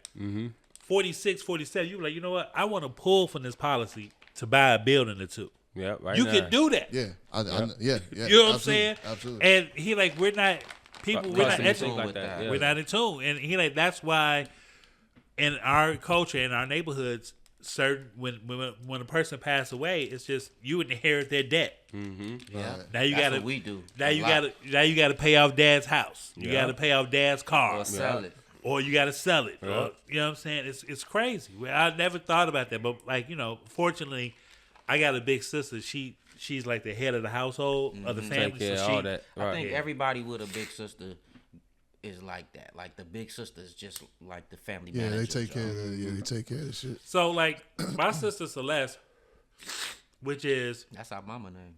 Rell, Mm-hmm. which is Ferris's oldest sister. Mm-hmm. You know what I'm saying? Ferris has a different dad. Okay. You know what I'm saying? But we share the same. His mother was Juanita, whatever. It's like a whole deep story. But anyway, but she always instilled in them and instilled in us, like, always take care of your situation. So when you pass away, you know what I'm saying? Things are handed down and things are taken care of and not left. You know, we ain't got a shit. But like, you know what I'm saying? I started thinking about that and we was talking because my dad's 87. You know what I'm saying? And he's still moving around the way he want to move around, but in another year or two, he won't be able to move around like that. You Right. feel what I'm saying? Right. So dealing with that and dealing with him, accepting that, because, you know, Yeah, when, they don't That's the hard. accept That's the hardest part. I mean, Wait. but I imagine that's got to be pretty fucking hard to That's accept. hard. You know what I'm Yeah. saying? I be Yeah. thinking about it now, like, because I be seeing my grandma deal with that. You know what I'm saying? Like, she still can move very well, and But it she happened fast. It happened fast, And she went then, from at 87, she driving right, really good. really well. And Then, then now she can't- got sick, and it's been we ain't never seen her like this before. Yeah. And she's in her 90s now. and she like So it's kind of like her will is crazy. Yeah. She get pissed get when mad. you try to do stuff for her. we just went out for Easter. And we was like we went to a buffet. Tried to And tell her it's- everything. we She like, no, I want to walk I around wanna and walk see around everything. myself. I We said, like, no, just sit no. down. I'll tell We you what get they your get. plate.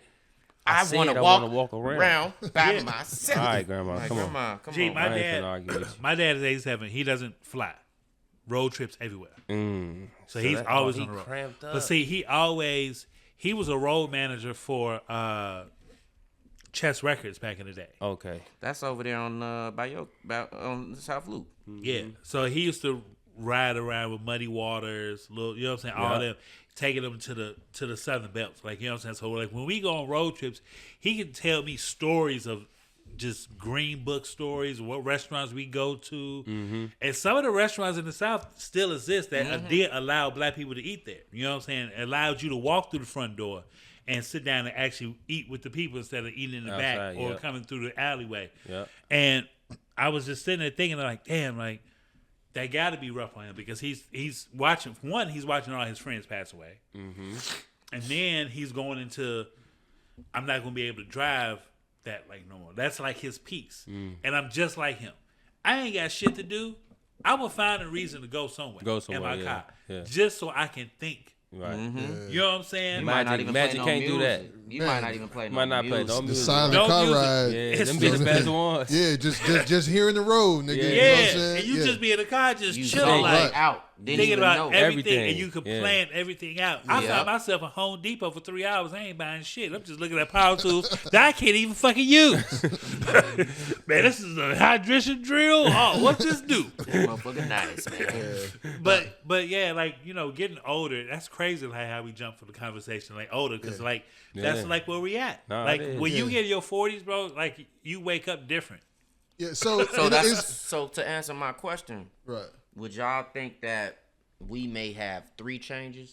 Because I don't feel like niggas, for the most part, from the niggas that I know, niggas don't change until they in their 30s. So I will, yes, I will also say you talk about women change 4 times, right? I would say I know a lot more niggas that are still kind of the same as they was, like haven't really Like, changed never too changed, much. Not even once. Yeah. Like I probably know a lot more guys like that than women. Me too. Facts. Right, because I feel like women, normally always evolve. Like I can think of. I'm really having a hard. Not a lot of women that stuck. Any that's woman that I know behind. personally, exactly. Yeah.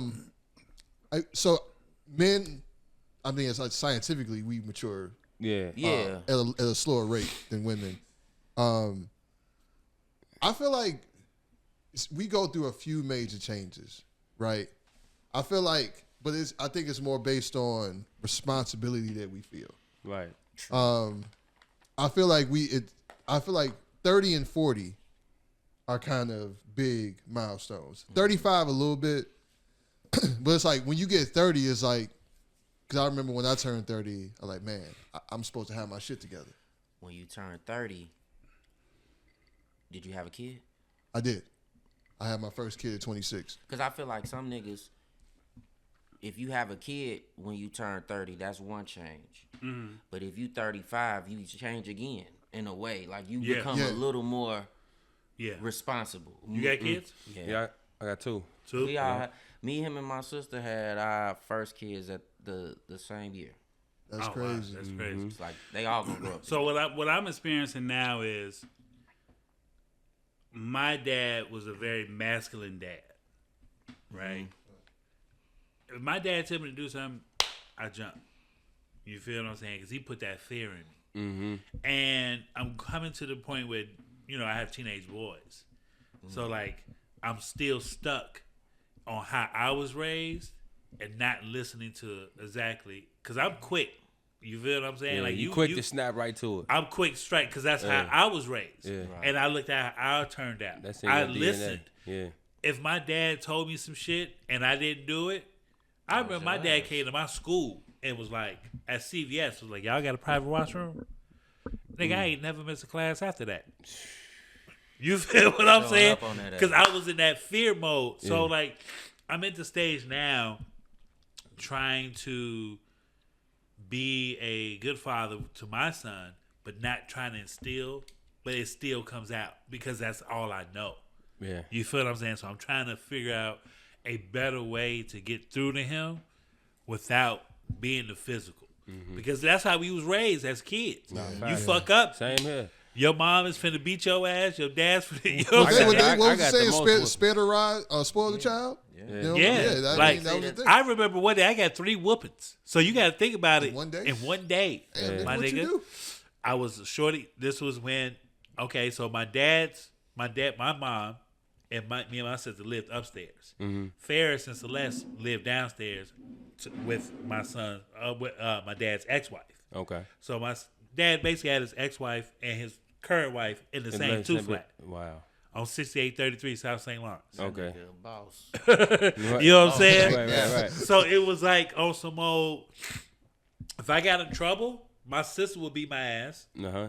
Then my mom find out, she beat my ass. Then when my dad come home, he gonna get in my ass.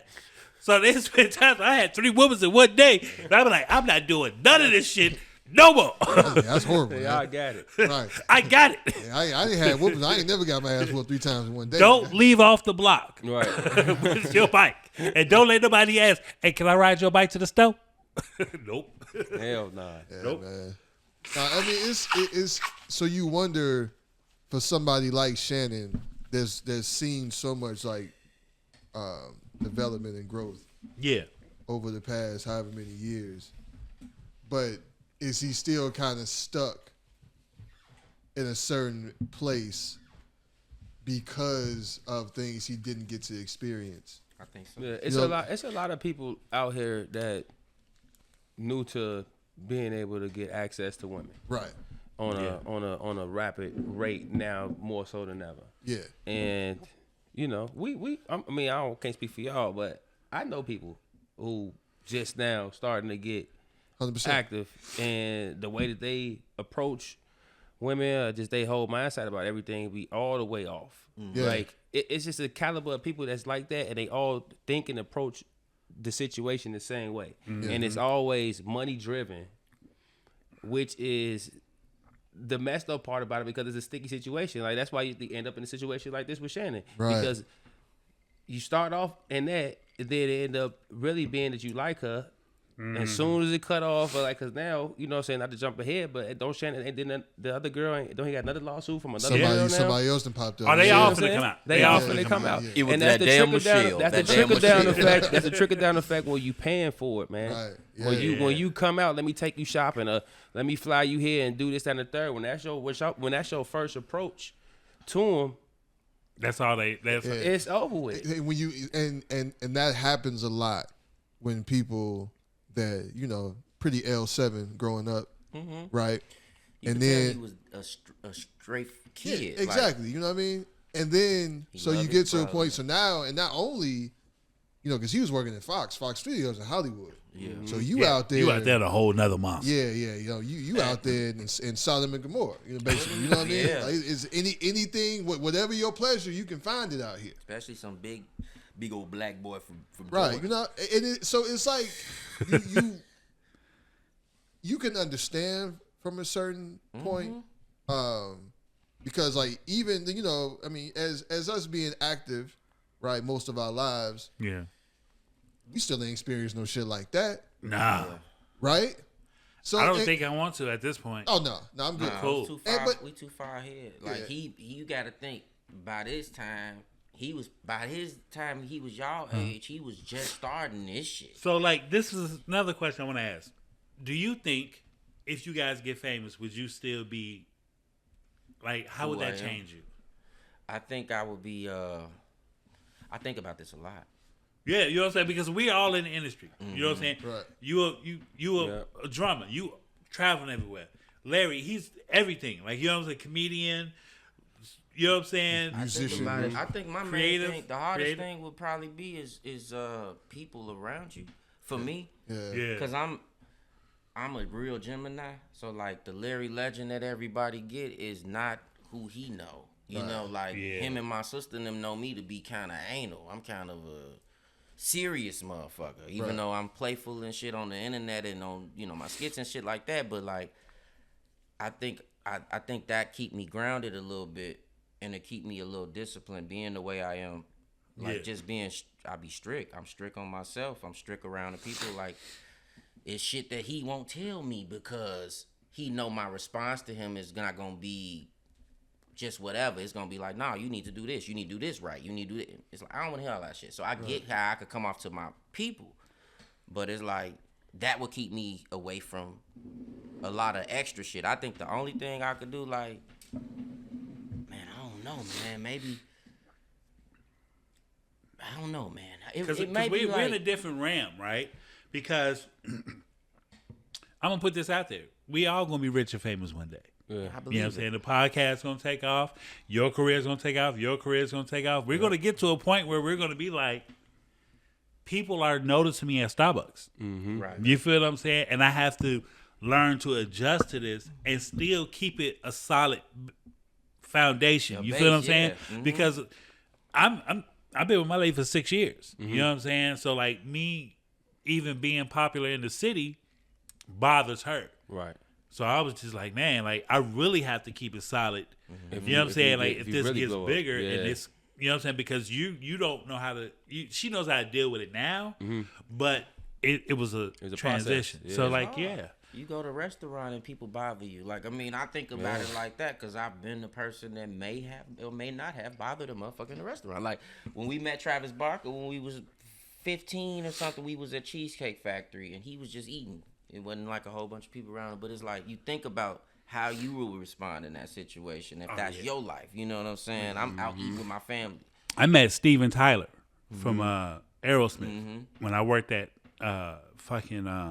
I was at O'Hare. I was a visual merchandiser for like Terminal 3. And that motherfucker brought a neck pillow. And I almost freaked the fuck out. Nigga, you are motherfucking Steven Tyler. You Aerosmith, my nigga. One of the biggest stars in the history of the world. And, I know we on this great topic, but I want to ask you, musically, what inspires you to be a drummer? The church. Growing up in church, man. Watching drummers and just watching it. I used to be beating with like forks and knives and pencils and stuff like that when I was a kid. Like okay, when I was, my mom would tell you when I was in diapers, I used to always say when I was 2, she'd be like, before you was 2. You used to be beating on stuff, and used to be, making beats and stuff like that. Mm-hmm. And just growing up in church, man, and being in the Chicago church scene, the amazing drummers that I grew up around, to me, are the greatest of all time. Yeah, and technically, statistically, they would be if you ask. They considered for sure. They really considered the greatest of all time. So I would say I was lucky to even be. That's just like if you grew up in a gym around Michael Jordan, you just gonna love basketball. Right. It make you want to just pick up basketball. Yeah. Like that's how I look at Calvin Rogers. I grew up watching him play and learning him when he was a kid, when he was 18. So it's like if you just start seeing Mike when he was in high school, like damn, I ain't never seen a motherfucker play like this or jump like that. Then you keep following him, then he become the greatest. And it's like, oh man, you know what I'm saying? Your love of it becomes different. It becomes more than just a hobby. You know what I'm saying? It's a feeling at the end of the day for me with basketball. With drumming. With drumming. Yeah, see, basketball. But when we was talking Michael Jordan, that's the reason why I went back and forth. But what I will say is that Lakeem he took a break from the drums and played basketball and got a scholarship, so he played more basketball. And I used to always tell him, Kheem, stay on that set. You know what I mean? Like in your summertime, you can have a job at the crib, but he was basketball out. And then Haywood, our homie Haywood, he kind of put him back in the game it was like 2013. Mm-hmm. Haywood started doing videos on Facebook and seeing how the hashtag shit would really connect him with, our homie Haywood played for Motown Review band now, off of being on I play the drums and I tag drummer, Chicago drummer and shit like that. And he got in bands. I think he introduced Lakeem to the band that he ended up being with. That's how the whole Kheemerfest thing started. But it was like, it started with the love, but Lakeem had to bring himself back to it too, though. He ain't say that part, but that's an important part because that invented Kheemerfest. Yeah, but I always still have my drum set. Yeah. So even though I wasn't playing or taking it serious like I did, I still never fell out of love with it. It's like riding a bike. Yeah. It was more so I'm hooping now, so you know how that be when you start. I take it serious because high school, college started coming around, and you trying to go pro and all that. This nigga called me. I just hoop with Darren Williams. What? Yeah, but no, man, no, it's definitely, I feel like once you have a feeling about something, every time you do it, whether it's great or just in the trenches when you practicing it and you get up to do it every day. Because I don't get to play every day. I don't practice every day. I work a 9 to 5. You know what I mean? Even still to this day. But I play in my rock band. I play at church. You know what I'm saying? I rehearse twice a week with those two. Yeah. But, yeah, man, that's when I first fell in love with it, though, man, when I was a kid, pretty much, man. And then from there on. He's still sleeping on himself. He been on albums. He played on albums. Yeah, well, I was nice when I was a kid. When I was a shorty, I was real nice. I was nice on drums when I was a kid, and I started hooping, and that started taking over. Who is your favorite drummer now? Young drummer or just overall? Just drummer. Like, if you met him, be like, let me get your sticks. Or have you met him already? Or have you yet? See, but I'm not a fan out type of dude.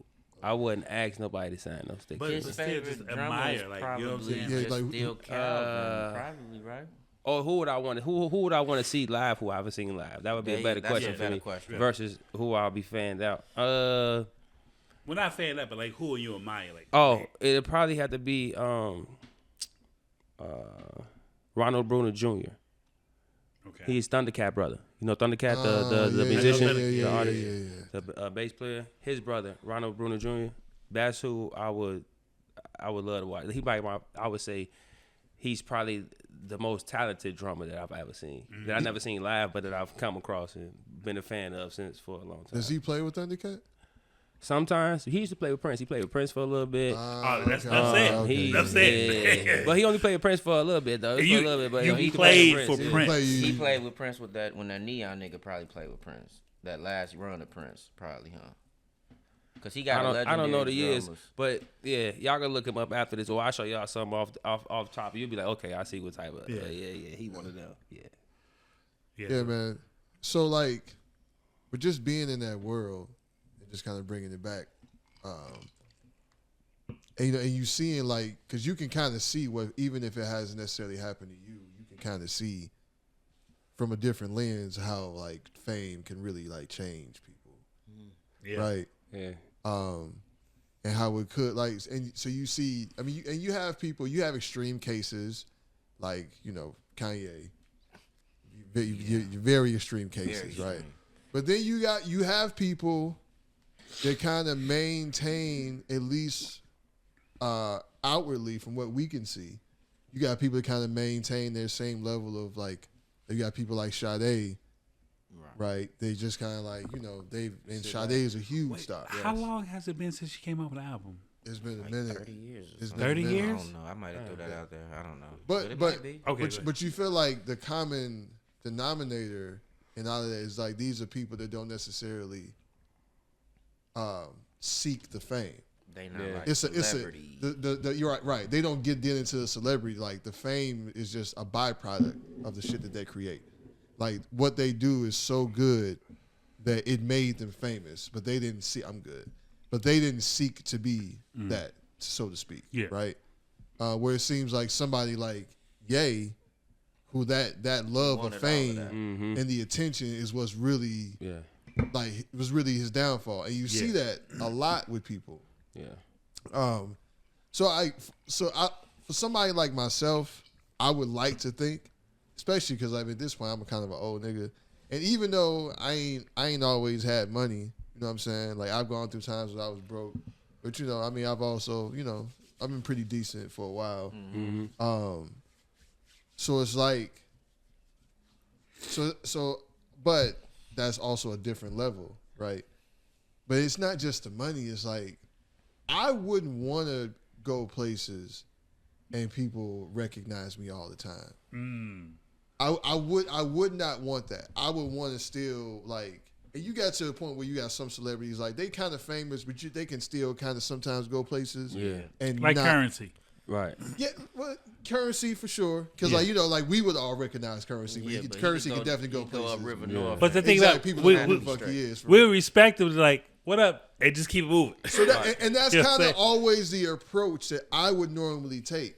Like if I would see people, anybody, really. I give them like, oh yeah, I see you. You know what I'm saying? I know I recognize you. Yeah. But especially if I see you out, just kind of like chilling, minding your business, trying to be a normal human. But then we also see just how it's just so much different now with social media and the way people feel got like cameras out, their phones out, and they feel like they have a right to you. Exactly. So, but the other side of that is also something that you kind of have to be okay with to a certain extent. Like people shouldn't be allowed to go too far. But I mean, if this is what you sign up for, then you gotta accept it. You gotta go with what happened. Yeah. I think what would freak me out is an autograph. Why would the autograph freak you out? That would freak me out. Like why is the autograph? Like if somebody walked up to you and like, let me get your autograph. Or just in general. You know what I'm saying? Like the first time, like you know what I'm saying, when you get to that point and somebody like what? Right, yeah, like you be like, wait, what? So what do you real want shit? Do for? people ask for like anymore? Just like regular autographs? Because like you remember that time we met R. Kelly, and what turned out to be Elyscia? Yeah. So R. Kelly was filming this music video, right? Back, forth. Yeah, it was in this old warehouse that used to be on 85th and State. That was like it was Lafayette. It was on the Lafayette side. Oh yeah. It was like 85th and Lafayette, right? And somehow I don't even know how it happened. You wonder how shit, because this is before cell phones for real, no social media. Somehow we just got around the neighborhood that R. Kelly is filming a video of this warehouse. So it got to so we rolled our bikes up there, and then we seen, and then we went home. Remember, we went home to like get shit for him to sign. Yeah. Right. This nigga Kels, when it's over, this nigga pulled up. It was in a navy blue Ford Explorer. It was one of the 2-door joints.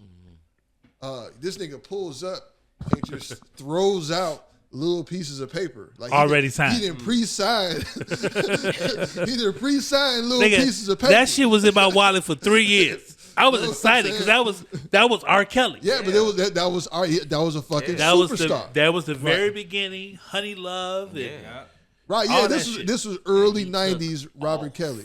Yeah, and so, but But that's the type of shit you have to deal with. He had to deal with. You know what I mean? Like, how would you handle your first time? Yeah, Like, I think I'll be cool. I mean, it really just depends on how they come up to me. Like, because, you know, you be seeing these wild situations, like the dude that ran up on DeMar DeRozan. Yeah. You know what I'm saying? He was a fan. But the way you approached him, it scared him.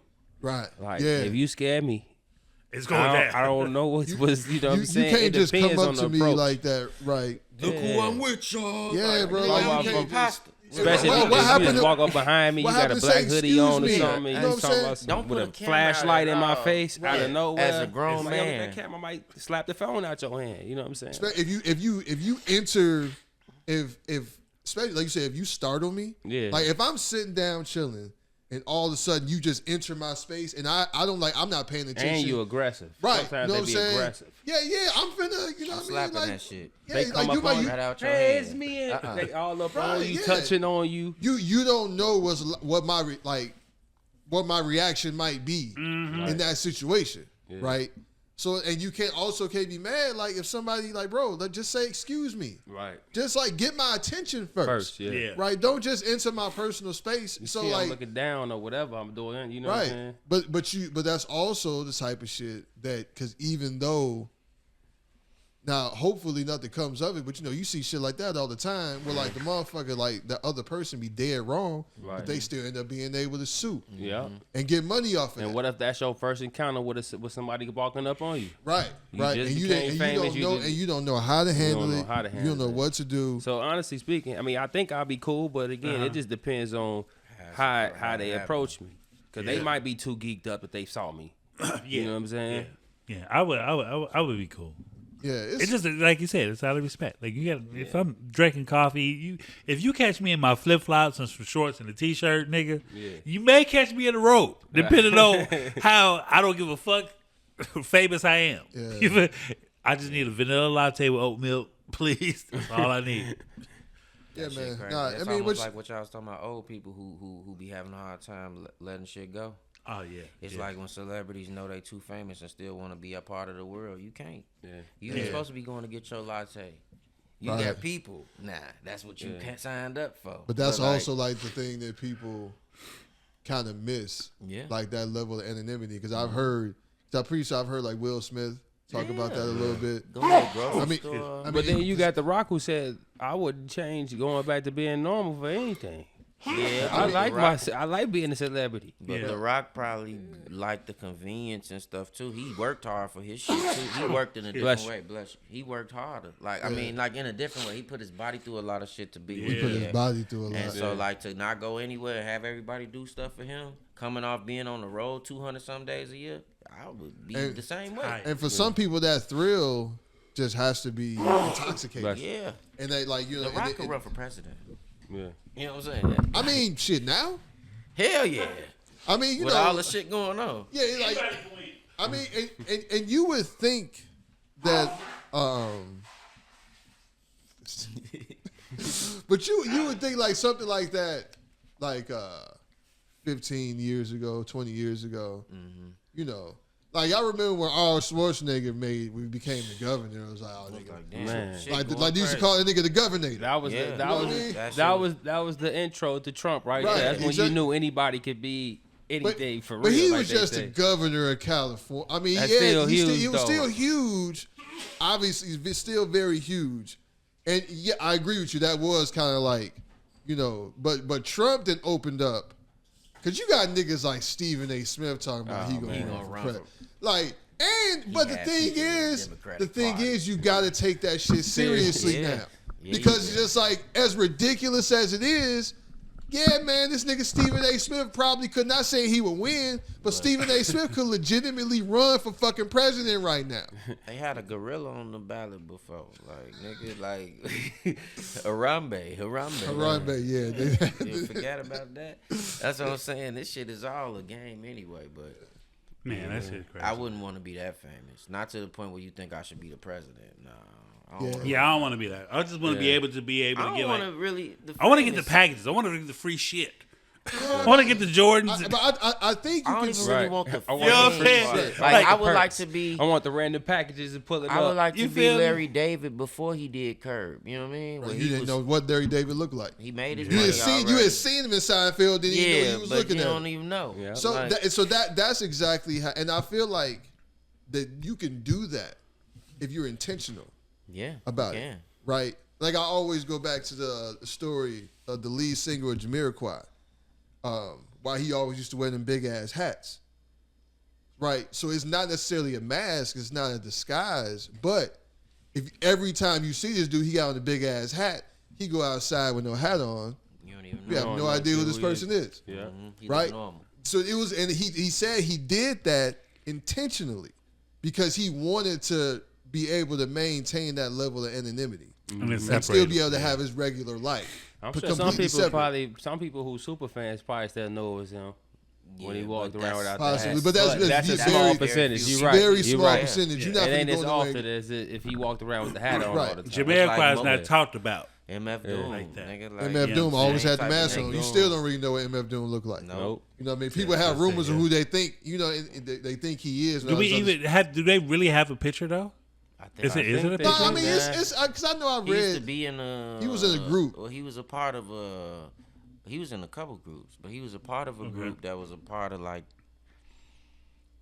De La Soul or Tribe. I want to say he was in the same camp with like Keith, the Ultramagnetic MCs, I think, or maybe it was. I'm not sure. Honestly, don't give me some line. Like, yeah, we gotta figure that out. Yeah, but I have seen a picture of MF Doom. Like, I have too, but it was way back then. Yeah, exactly. He was younger, skinny. Right. He was in a video. He wasn't MF Doom. Nah, he was something else. X.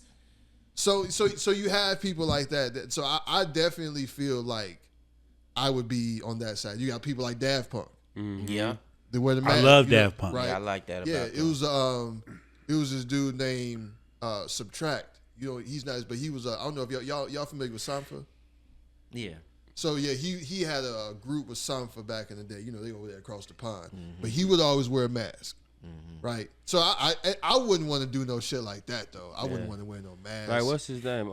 Marshmallow Man. Yeah. DJ Marshmallow. Man. Oh yeah, he put the marshmallow man. Oh yeah, like a little helmet. You know, so it's like, but I would need to be able to keep that piece. You know, I still want to be able to go to my mama's house.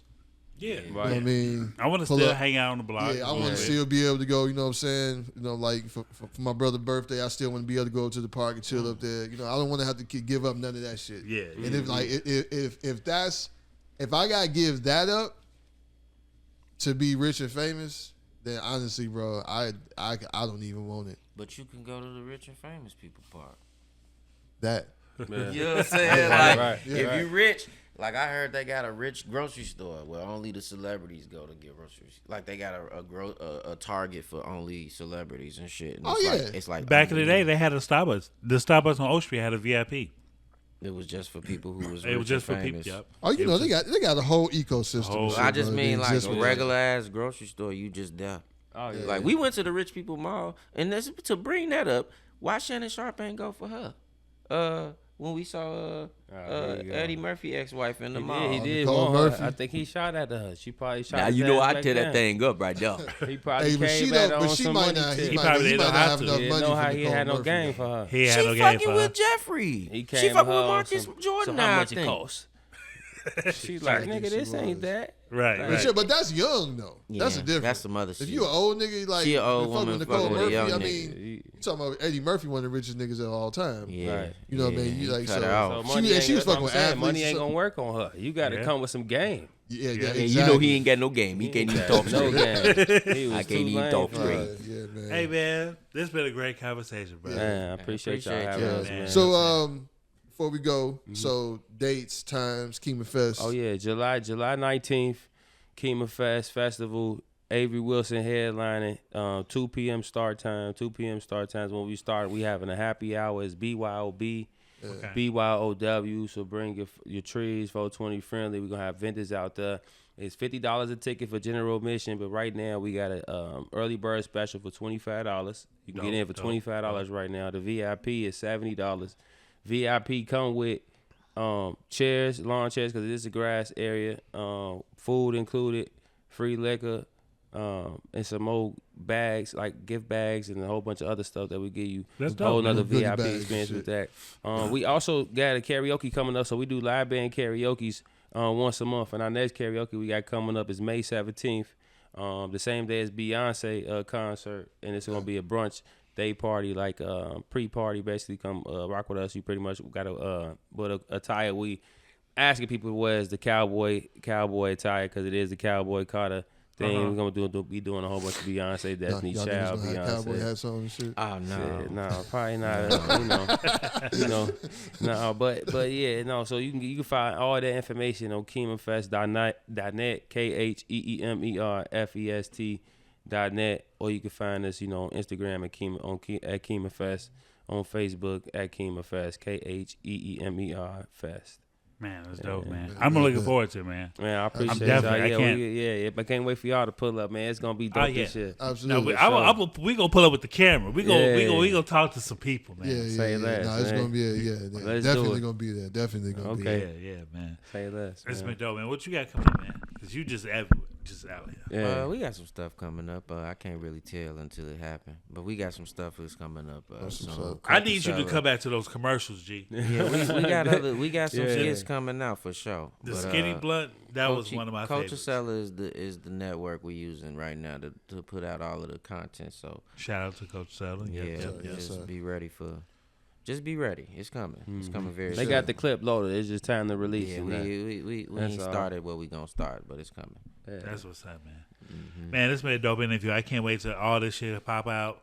Summertime Shye, we are here. Spring, we are here. We definitely still spring. Feel like it's gonna be the motto. I mean, around my birthday coming up, May 27th. Shout out all the Geminis coming up. Shit, you know what I'm saying? My sister May 30th. I'm May 27th. You know what I'm saying? Oh, Memorial weekend. Both of y'all weekend. niggas Gemini. Yeah, I'm a real Gemini. I'm a real Gemini. That's when it's summertime Shye for real. So we here. We pretty much right around the corner. Oh man, Bet it up. No, that's gonna be crazy. What? His birthday always on Memorial Weekend, so it's always like. But we ain't never rented a boat here. We did it in some other places. Boats and hoes. Boats and hoes. That's my movie too. That's my movie. Running out of gas, call the Arabs. we gotta get about it. Hey man, Rell, where they can find you at, man? Rell the Producer 914 on IG, 914 Media Group also on IG. Hey man, it's your boy, class of 1979, man. Goddamn, I said 75. I am not that old. Hey man, make sure y'all follow. Don't forget to check out didnt.easilyoffended.com. Make sure y'all get y'all tickets to Kheemerfest. Make sure y'all follow these brothers. IG live threads, that new shit Limit. What the fuck is Limit? I wasn't asking. Limit. What the fuck is Limit? I have no idea, nigga. It's connected through my fucking TikTok shit.